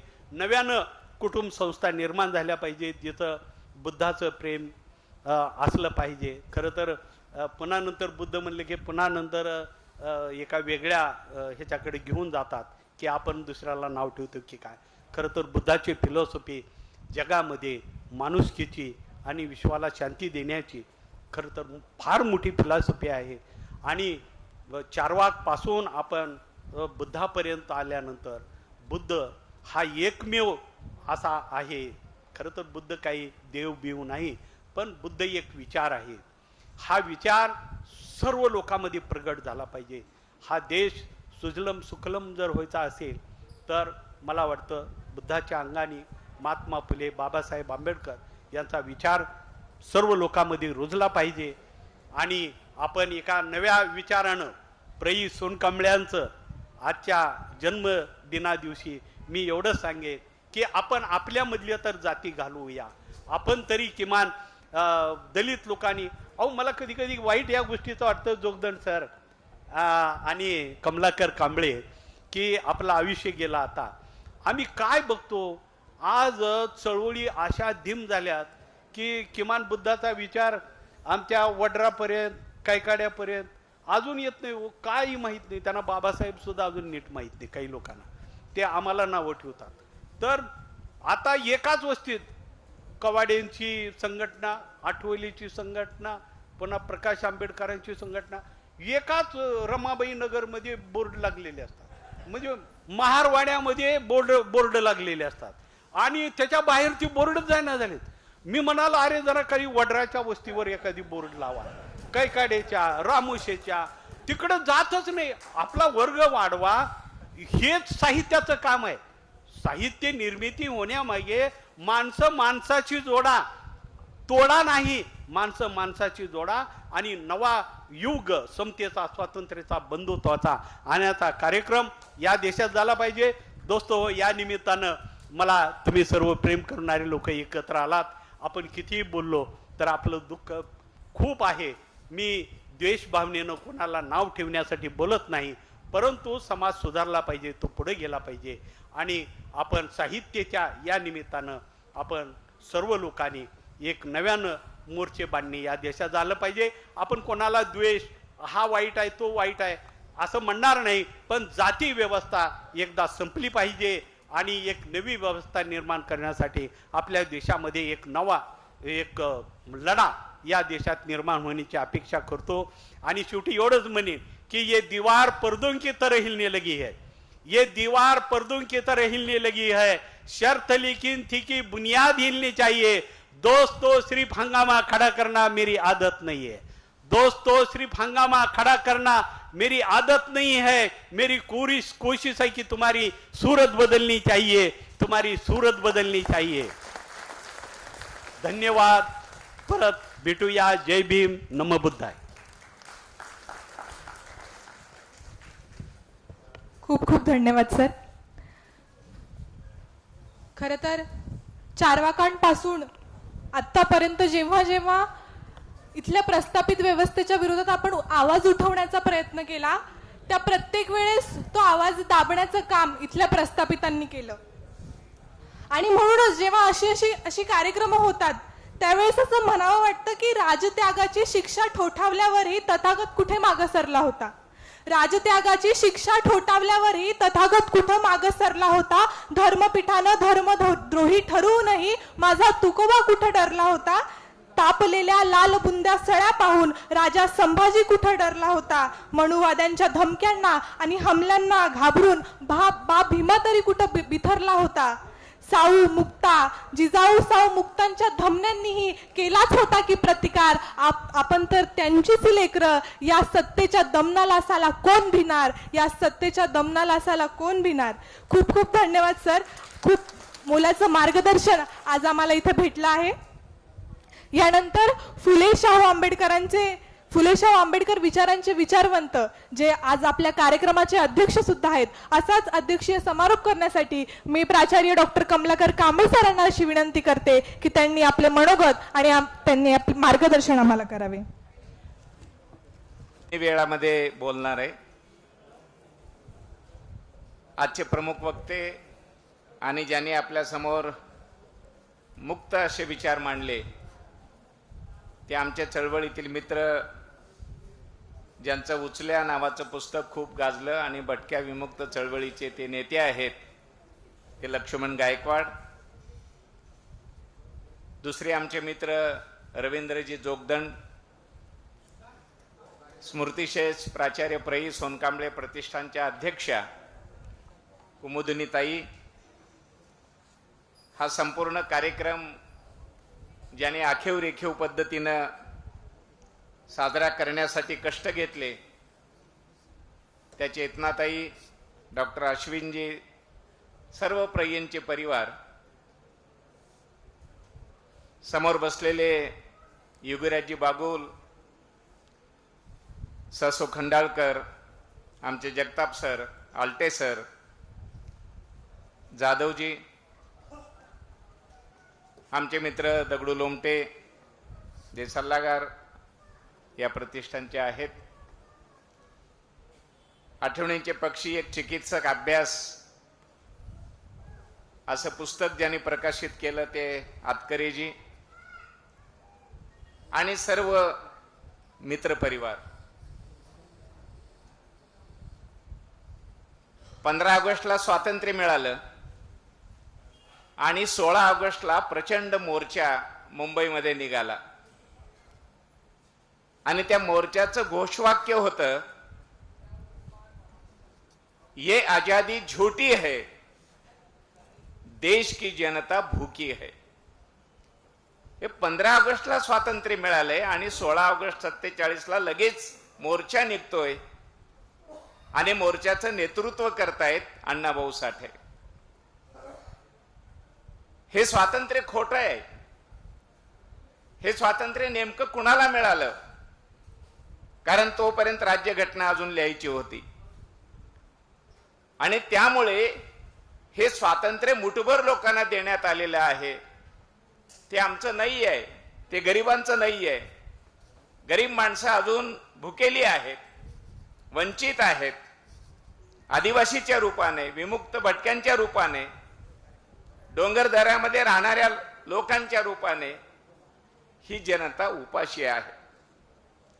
आणि त्यामुळे हे स्वातंत्र्य आम्हाला खोटं वाटतं. अशा प्रकारची भूमिका दुसऱ्याच दिवशी मांडण्यात आली. या भूमिकेच्या बाजूने उभा राहणारे आपण सर्वजण आहोत. एकतर हा लढा अनादिकालापासूनचा आहे. आर्थिक संघर्ष तर आहेच आहे, पण सांस्कृतिक संघर्ष हे आहे. आणि या लढ्यामध्ये महत्वाचा वाटा स्वातंत्र्यानंतर जो उचलला गेला तो दलित साहित्यामुळे. आणि या साहित्याला जन्म देणारं जर कोणतं महाविद्यालय असेल तर ते औरंगाबादचं मिलिंद महाविद्यालय आहे. आणि मिलिंद महाविद्यालयाचे 25 वर्षाचे वार्षिकांक जर आपण सहज चालले तर दलित साहित्याचा, दलित आत्मकथनाचा, दलित कवितेचा जन्म या वार्षिक अंकामध्ये झालेला आहे याची प्रचिती आपणाला येते. पण दुर्दैव असं की हे अंक आता मिलिंदच्या लायब्ररीमध्ये सापडत नाहीत. पण त्यातल्या त्यात आशेचा किरण असा की ल.बा. रायमन यांच्या घरी 25 वर्षाचे अंक बाइंडिंग करून त्यांनी ठेवलेले आहेत. हे दस्तऐवज आहे. मिलिंदचे वार्षिक अंक हे आपल्या चळवळीचं, साहित्याचं दस्तऐवज आहे. कारण या वार्षिक अंकानेच प्रै सोनकांबळे यांनाही घडवलेलं आहे. यशवंत मनोहरांना घडवलं, योगीराज वाघमारेंना घडवलं. महाराष्ट्रातल्या पहिल्या पिढीतले साहित्यिक हे बहुधा मिलिंदचे विद्यार्थी आहेत किंवा मिलिंदचे प्राध्यापक आहेत. आता उल्लेख केला सूत्रसंचालकाने की बाबासाहेबांनी असं म्हटलं की ते येणारा विद्यार्थी मिलिंद व्हावा आणि येथे येणारे शिक्षक नागसेन व्हावेत. शिक्षक कसा असावा असं स्वप्न बाबासाहेबांनी पाहिलं होतं आणि त्यामुळे त्यांचे अनुयायी असणारे सर्व प्राध्यापक मंडळी जे बाबासाहेबांच्या सहवासातही होते आणि बाबासाहेबांच्या नंतरही मिलिंदच्या संस्कृतीमध्ये वाढत होते, त्यांनी जाणीवपूर्वक अनेक विद्यार्थ्यांना लिहित केलं.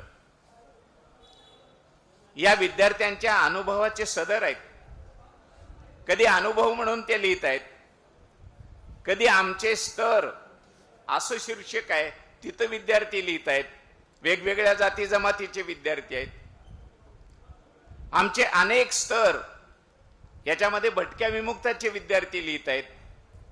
आणि या सगळ्या लिहिण्यामधून 1963 प्रैंचा वाटाड्या नावाचा लेख आला. तो पुढे आठवणीच्या पक्षीमध्ये आहेच आहे, थोडासा विस्ताराने पुढे आला.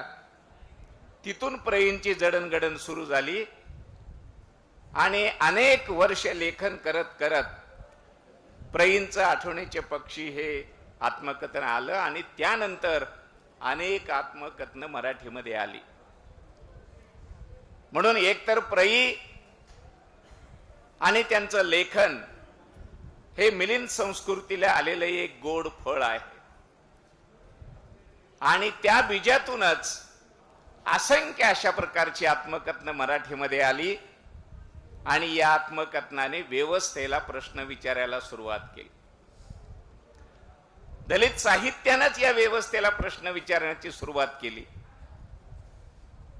डॉक्टर बाबासाहेब आंबेडकरांच्यामुळे अनेकांचा परिचय आपणाला झाला. बुद्धाचा झाला, कबीरांचा झाला, महात्मा फुल्यांचा झाला, राजर्षी शाहू महाराजांचा झाला. त्यांच्या भेटीगाठी झाल्यामुळे कर्मवीर भाऊराव पाटलांचा परिचय झाला, गाडगेबाबांचा परिचय झाला. बाबासाहेबांनी आपलं अस्पृश्य मूळचे कोण हे पुस्तक संत रविदासांना अर्पण केलं, त्यामुळे रविदासांचा परिचय झाला. पाकिस्तानची जी फाळणी झाली ते रमाबाईंना अर्पण केलं, रमाबाईंचा परिचय झाला. शूद्रपूर्वी कोण होते हा फुल्यांना त्यांनी ग्रंथ अर्पण केला. बाबासाहेबांनी ज्यांना गुरु मानलं आणि बाबासाहेबांचा संपर्क ज्यांच्या बरोबर आला ते सर्व आपली प्रेरणा म्हणून आपण समोर ठेवतो आहोत. आपल्या समोर लढा आहे. लक्ष्मण माने यांनी अनेक प्रश्न उपस्थित केले, मुक्तपणे ते बोलत होते. ती गोष्ट खरीच आहे की आपण आपले शत्रू नक्की केले पाहिजेत. दुर्दैवाने आपण आपले शत्रू अजून नक्की केलेले नाहीयेत आणि शत्रू बरोबरच आपण आपले मित्रही नक्की केले पाहिजेत. कोण आपला शत्रू आहे? जी व्यवस्था आपणाला सतत गुलाम करू पाहते, आजही गुलाम करणारी व्यवस्था आमची शत्रू आहे. ते कुणी असेल, आम्हाला गुलाम करणारा जो पक्ष असेल तो आमचा शत्रू आहे. आमचं शोषण करणारी जी माणसं आहेत ते आमचे शत्रू आहेत. आमचं साहित्य वाचून नाकं मुरडणारी माणसं आहेत, ते आमचे शत्रू आहेत. एकदा शत्रू नक्की झाले आणि त्यांच्याबरोबर युद्ध करायचं ठरलं तर युद्धभूमीवर जाताना केवळ बौद्धाने जाऊन हे युद्ध जिंकता येणार नाही. लक्ष्मण माने, तुम्ही म्हणता ते खरं आहे. हे युद्ध जिंकायचं असेल तर समविचारी, गायकवाड सर, समविचारी मित्र सोबत पाहिजेत. कोण समविचारी मित्र होऊ शकतात? म बी चिटणीसांची जी परंपरा आहे ते आमचे मित्र होऊ शकतात, नक्कीच होऊ शकतात. अनेक पक्षामध्ये चांगली माणसं आहेत, अनेक पक्ष आपल्या बाजूने उभे राहू इच्छितात, ते आपले मित्र होऊ शकतात. का नाही तो भीम आर्मीचा आझाद निवडून आला, त्याला बरोबर घ्या, मायावतींना बरोबर घ्या, समाजवादी पक्षांना बरोबर घ्या, कम्युनिस्टांना बरोबर घ्या. पुरोगामी असणारा मराठा सेवा संघ आता काम करतोय, व्यवस्थेच्या विरुद्ध उभा राहतोय, त्यांना बरोबर घ्या. लक्ष्मण मानेंना घ्या, लक्ष्मण गायकवाडांना घ्या. या सगळ्यांना घेऊन या व्यवस्थेच्या विरुद्ध तुम्ही लढाई उभी केली तर ही लढाई जिंकता येईल. एकट्या बौद्धांनी ही लढाई जिंकता येणार नाही, एकट्या बौद्धांनी ही चळवळ पुढे जाणार नाही. हे गायकवाड सतत सांगत होती, ती गोष्ट खरी आहे. म्हणून आपली जबाबदारी जास्त आहे. बाबासाहेबांनी बौद्ध धर्म दिला, एक विचार म्हणून दिला. धर्म कमी पण नीतिमत्ता म्हणून दिला, एक क्रांतिकारी विचार म्हणून दिला.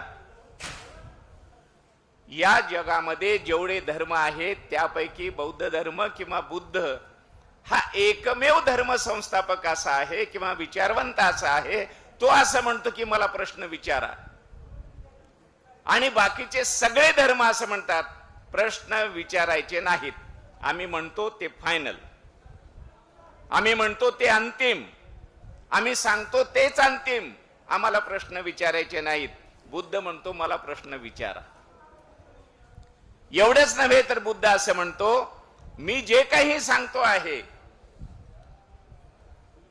ते सत्याच्या कसोटीवर उतरते का नाही तेही बघा, काळाच्या कसोटीवर उतरते की नाही तेही बघा. जर ते काळाच्या कसोटीवर उतरत असेल, सत्याच्या कसोटीवर उतरत असेल, मी सांगितलेलं तत्वज्ञान लोककल्याणासाठी असेल तर ते माना. नाही तर मी सांगतोय म्हणून माझा विचार मांडण्याची आवश्यकता नाही. स्वतःला समीक्षेच्या कक्षेमध्ये आणणारा हा विचारवंत आहे की माझी समीक्षा करा, माझी चिकित्सा करा, असं बुद्ध सांगतो. न्यूटनच्याही अगोदर, आईन्स्टाईनच्याही अगोदर बुद्धाने प्रतीत्य समुत्पादाचा सिद्धांत मांडला, कार्यकारण भावाचा सिद्धांत मांडला. दुर्दैवाने प्रचारात आम्ही कमी पडलो किंवा ज्यांच्याकडे देशाचं त्या काळातलं नेतृत्व होतं, सांस्कृतिक नेतृत्व, त्याने जाणीवपूर्वक सांगितलं नाही. बुद्ध सांगतो की इथं धूर निघत असेल ना तर त्याला कारण आहे, विनाकारण धूर निघत नाही. न्यूटनने काय सांगितलं? हेच सांगितलं, फळ खाली का पडतं त्याला कारण आहे. कार्यकारण भावाचा सिद्धांत जगात पहिल्यांदा बुद्धाने मांडला. बुद्ध हे पहिले शिक्षण तज्ञ आहेत, प्लेटो दुसरे आहेत. पण दुर्दैवाने प्लेटोलाच आपण पहिलं म्हणतो. बुद्ध पहिले शिक्षण तज्ञ आहेत. बुद्ध असं म्हणतो की आत्मदीप भव, स्वयंप्रकाशित व्हा, परप्रकाशित राहू नका. लातूर पॅटर्न काय? लातूर पॅटर्न परप्रकाशित आहे, ते शिकवणार, आम्ही शिकणार. 95चे मुलं लातूरमध्ये जातात, 95% असलेले काय शिकवत असतील ते? एका विषयाला 30,000 घेतात. असे 90,000 लातूरला द्यावे लागतात. ट्युशन घेणाऱ्याला पाणी विकत घ्यावं लागतं, आंघोळीचं वेगळं विकत घ्यावं लागतं, पिण्याचं वेगळं घ्यावं लागतं. तेही कमी पडलं तर रेल्वेनं पाणी आणावं लागतं. असा लातूर पॅटर्न आहे. बुद्ध म्हणतो स्वयंप्रकाशित व्हा. आपल्याकडे बुद्धिमत्ता आहेच आहे, तिला विकसित करा, तिला प्रकाशित करा. सगळ्या माणसांना अवयव सारखेच दिलेले आहेत, तिचा वापर कसा करतो त्यावरून ते अवलंबून आहे. दोन्ही डोळ्याने आपण समान पाहतो म्हणून डोळ्यांचा आकार सारखाच आहे, पण उजव्या हाताचा वापर जास्त करतो, उगीच वाटतं की उजवा हात जास्त बळकट आहे. मारामाऱ्या करायला तोच, लिहायला तोच, काही घ्यायला तोच, उचलायला तोच. त्यामुळे तो जरा वापर जास्त झाला की बळकट होतो, डाव्याचा वापर कमी होतो. तसंच बुद्धिमत्तेचा आहे ना, वापर करा. बुद्ध म्हणतो स्वयंप्रकाशित. की ही जी लढाई आहे, ही लढाई आपण जाणीवपूर्वक लढली पाहिजे, जाणीवपूर्वक पुढे नेली पाहिजे. या दृष्टीने प्र. सोनकांबळे प्रतिष्ठानचा जो हा कार्यक्रम आहे, अनेक कार्यक्रम त्याने घेतले, परंतु वार्षिक हा मोठा कार्यक्रम गेल्या वर्षापासून आपण घेतो आहोत. मला वाटतंय हे प्रबोधनाचं चर्चासत्र आहे, 2 पावलं पुढे जाण्याचं हे चर्चासत्र आहे. सिंह हा जंगलाचा राजा असतो आणि तो पुढे जात असताना मागे वळून पाहतो.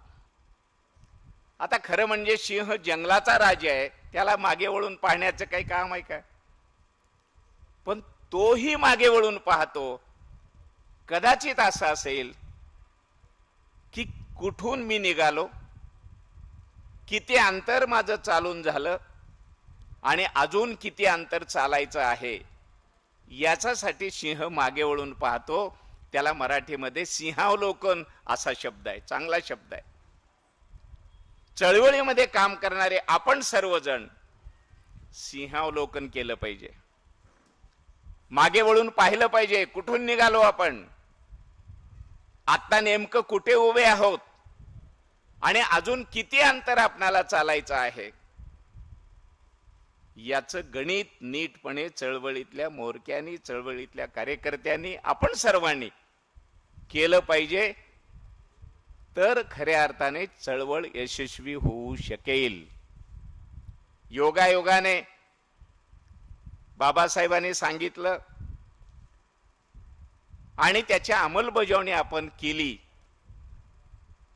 त्याच्यामुळं शिक्षण मिळालं, चांगली घरं बांधता आली, चांगल्या नोकऱ्या मिळाल्या, एक विचार देणारा धर्म मिळाला.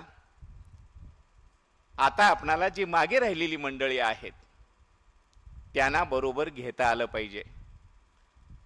नेहमी दलित चळवळीतल्या कार्यकर्त्यांनी, नेत्यांनी समविचारी मित्रांचा शोध घेतला पाहिजे.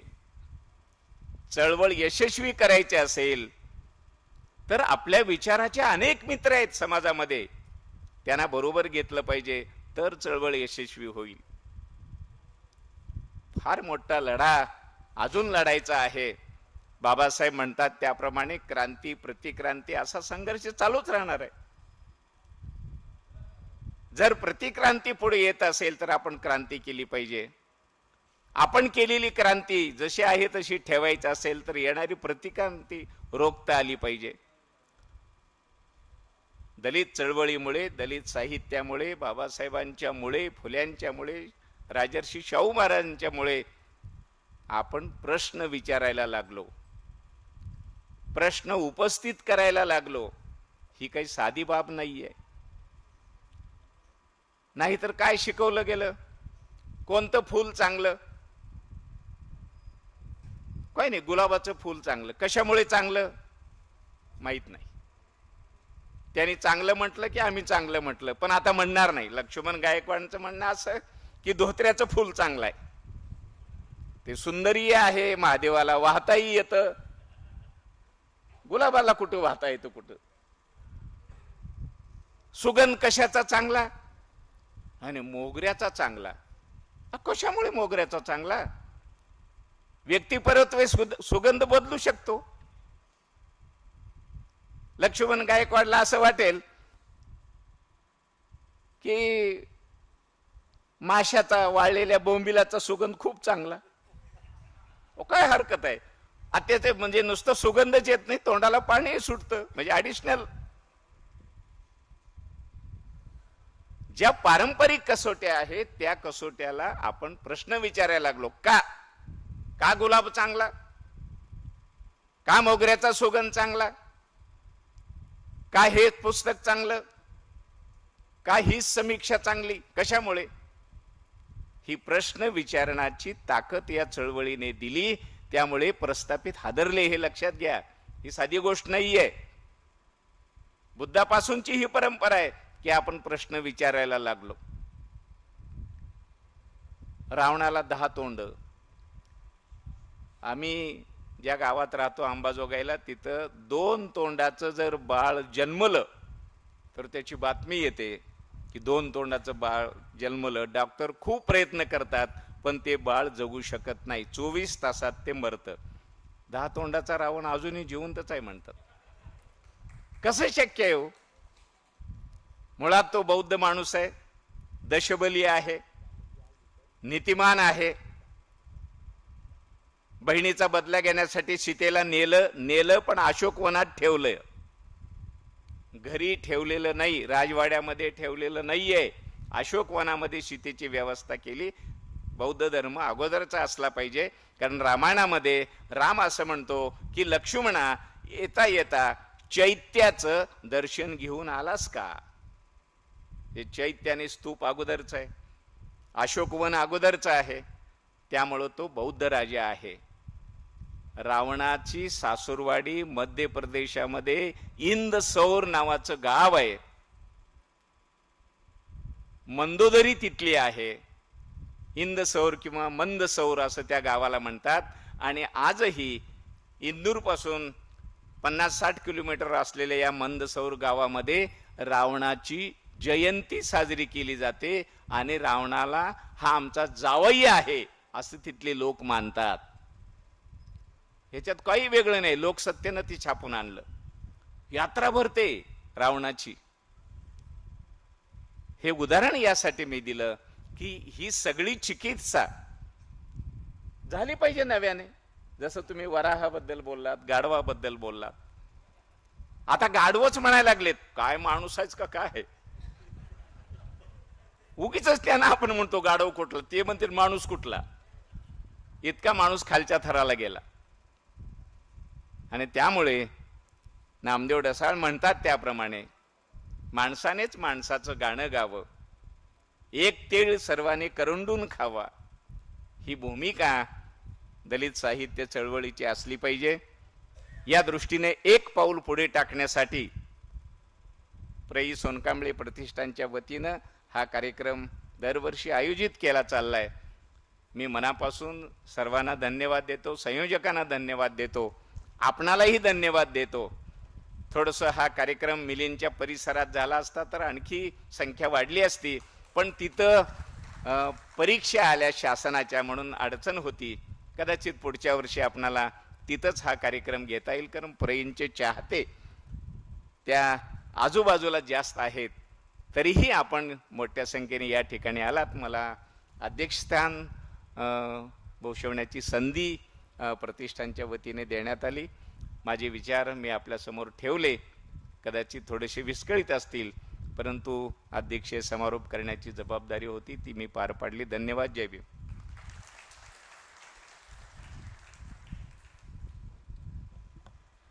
धन्यवाद सर. खूप मोलाचं मार्गदर्शन केलं. अगदी मार्मिक आणि उत्साह, ते ऐकून नक्कीच आपल्या शरीरामध्ये देखील उत्साह निर्माण झाला. आणि आपण देखील हे सगळे विचार घेऊन हा कार्यक्रम संपल्यानंतर या सभागृहाबाहेर पडू असं मला वाटतं. यानंतर आभार प्रदर्शनासाठी मी नवनाथ गोरे सर, सल्लागार समिती अध्यक्ष, सल्लागार समिती सदस्य यांना विनंती करते की त्यांनी आभार प्रदर्शन करावं. आजच्या कार्यक्रमाचे अध्यक्ष जे बोलले की हा कार्यक्रम नागसेनवनातच व्हायला पाहिजे होता आणि हा नियोजित पद्धतीने नागसेनवनामध्येच होणार होता, परंतु महाराष्ट्र शासनाच्या MPSCच्या परीक्षा ह्या आज पूर्वनियोजित होणार होत्या आणि हा कार्यक्रम नियोजित झाल्याच्या नंतर त्या परीक्षा पुन्हा रद्द झाल्या. त्यामुळे एका तांत्रिक अडचणीमुळे आपल्याला हा कार्यक्रम येथे घ्यावा लागलेला आहे. यानंतरचे सरांनी उद्घोष केल्याप्रमाणे पुढील सर्व कार्यक्रम नागसेन वनातच होतील. प्राचार्य प्र. सोनकांबळे प्रतिष्ठान आयोजित या विशेष व्याख्यान व गुणवंत विद्यार्थी सत्कार सोहळ्याचे अध्यक्ष आदरणीय प्राचार्य डॉक्टर कमलाकर कांबळे सर यांचे मी मनस्वी आभार व्यक्त करतो. तसेच या कार्यक्रमासाठी प्रमुख उपस्थितीत लाभलेले माननीय रवींद्र जोगदंड साहेब स्मार्ट सिटीचे उपमुख्य कार्यकारी अधिकारी यांचेसुद्धा मी आभार व्यक्त करतो. ख्यातनाम वक्ते लेखक माननीय लक्ष्मण गायकवाड सर यांनी आपल्याला बहुमोल असं मार्गदर्शन केलं, त्याबद्दल त्यांचेसुद्धा आभार व्यक्त करतो. या प्रतिष्ठानच्या अध्यक्षा आदरणीय कुमुदिनी सोनकांबळे आई यांचेसुद्धा मी या प्रसंगी आभार व्यक्त करतो. या सोहळ्याचे प्रास्ताविक ज्यांनी केले त्या या डॉक्टर चेतना सोनकांबळे मॅडम यांनी या प्रतिष्ठान मागील भूमिका विशद केली आणि जे विविध उपक्रम आहेत त्याबद्दल माहिती दिली, त्यांचेसुद्धा मी आभार व्यक्त करतो. जे गुणवंत आणि सत्कारमूर्ती विद्यार्थी होते त्यामध्ये आदित्य कावळे, मोहिनी कांबळे आणि धम्मपाल गुरचर या सत्कारमूर्तीचे सुद्धा मी आभार व्यक्त करतो. त्यासोबतच मंचावरील डॉक्टर किरण कांबळे सर, थोर साहित्यिक योगीराज बागुल सर, भंते नागसेन यांचेसुद्धा मी आभार व्यक्त करतो. त्यासोबतच या कार्यक्रमासाठी अनेक मान्यवर उपस्थित राहिले होते. त्यामध्ये माननीय किशोर पाटील सर हे खरं तर साहित्याचे मोठे चिंतक आहेत, अभ्यासक आहेत, ते उपस्थित राहिले, त्यांचे आभार व्यक्त करतो. त्यासोबतच K E. Haridas sir, doctor Parshuram Gimekar sir, doctor Pramod Duthade sir, कवी Bhagwan Sawai sir, doctor Vyankatesh Lamb, doctor Purushottam Deshmukh, doctor Kailas Ambore, doctor Bhaskar Sathe, doctor Rajesh Karpe, doctor Sanjay Shinde यांचेही मी या प्रसंगी आभार व्यक्त करतो. हा हॉल नाट्यगृह उपलब्ध करून देण्यासाठी आमचे मार्गदर्शक असलेले प्राध्यापक डॉक्टर ऋषिकेश कांबळे सर यांचे मी मनस्वी आभार व्यक्त करतो. त्यासोबतच साहित्य परिषदेचे डॉक्टर दादा गोरे सर, माननीय के.एस. आतकरे बापू आपल्यात उपस्थित आहेत, त्यांचे आभार व्यक्त करतो. तसेच प्राचार्य कौतिकराव ठाले पाटील, माननीय बाबा भांडसर यांचे आभार व्यक्त करतो. सल्लागार मंडळातील माननीय दगडूदादा लोमटे यांचे मी या हॉल उपलब्ध करून देण्याबद्दल त्यांनी मदत केली, त्यांचे आभार व्यक्त करतो. कवी नातू पोगे सर, भीमसेनदादा कांबळे हे वेळात वेळ करून आपल्यात उपस्थित राहिलेले आहेत. द पीपल्स सोसायटी या विशेषांक आपण ज्यांचा इथे प्रकाशित केला त्याचे संपादक डॉक्टर हनी सोनकांबळे सर, तसेच वार्ता सम्राट कोल्हापूर येथून प्र. सोनकांबळे सर विशेषांक ज्यांनी काढला ते प्रकाश कांबळे संपादक यांचे मी या प्रसंगी आभार व्यक्त करतो. सल्लागार समितीतील ससो खंडाळकर सर यांचे आम्हाला सतत मार्गदर्शन लाभते, त्यांचेसुद्धा या प्रसंगी आभार व्यक्त करतो.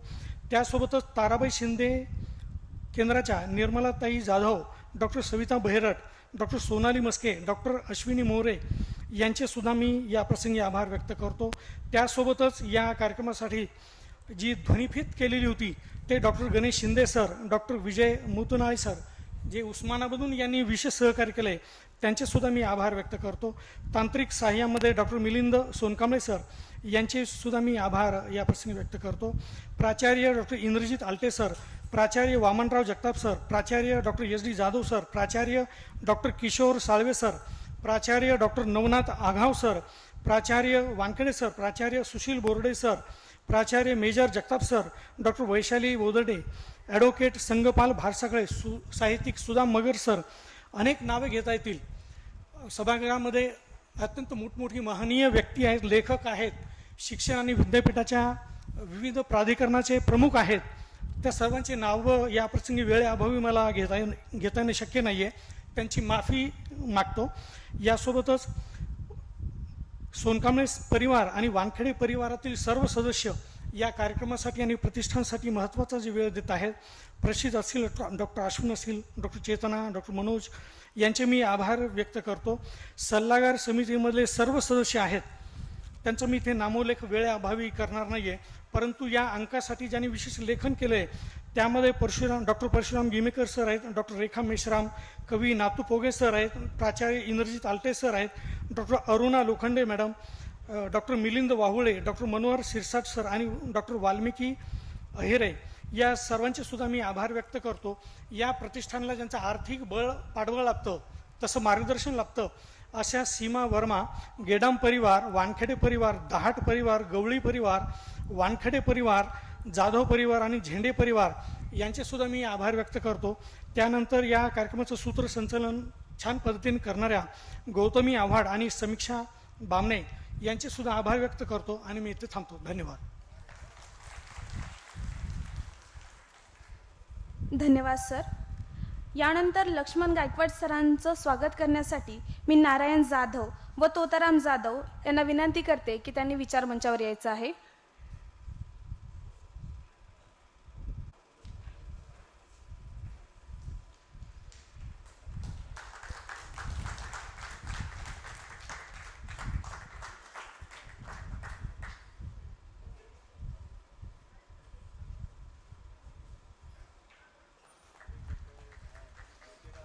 प्रबुद्ध पंचशील सामाजिक शैक्षणिक संस्था वर्धा अध्यक्ष डॉक्टर प्रगती प्रतीक पंचशील उर्फ डॉक्टर सुकेराणी थोरात यांना मी विनंती करते की त्यांनी प्रई सोनकांबळे प्रतिष्ठान अध्यक्षा आदरणीय कुमुदिनी सोनकांबळे मॅम यांचा सन्मान करावा.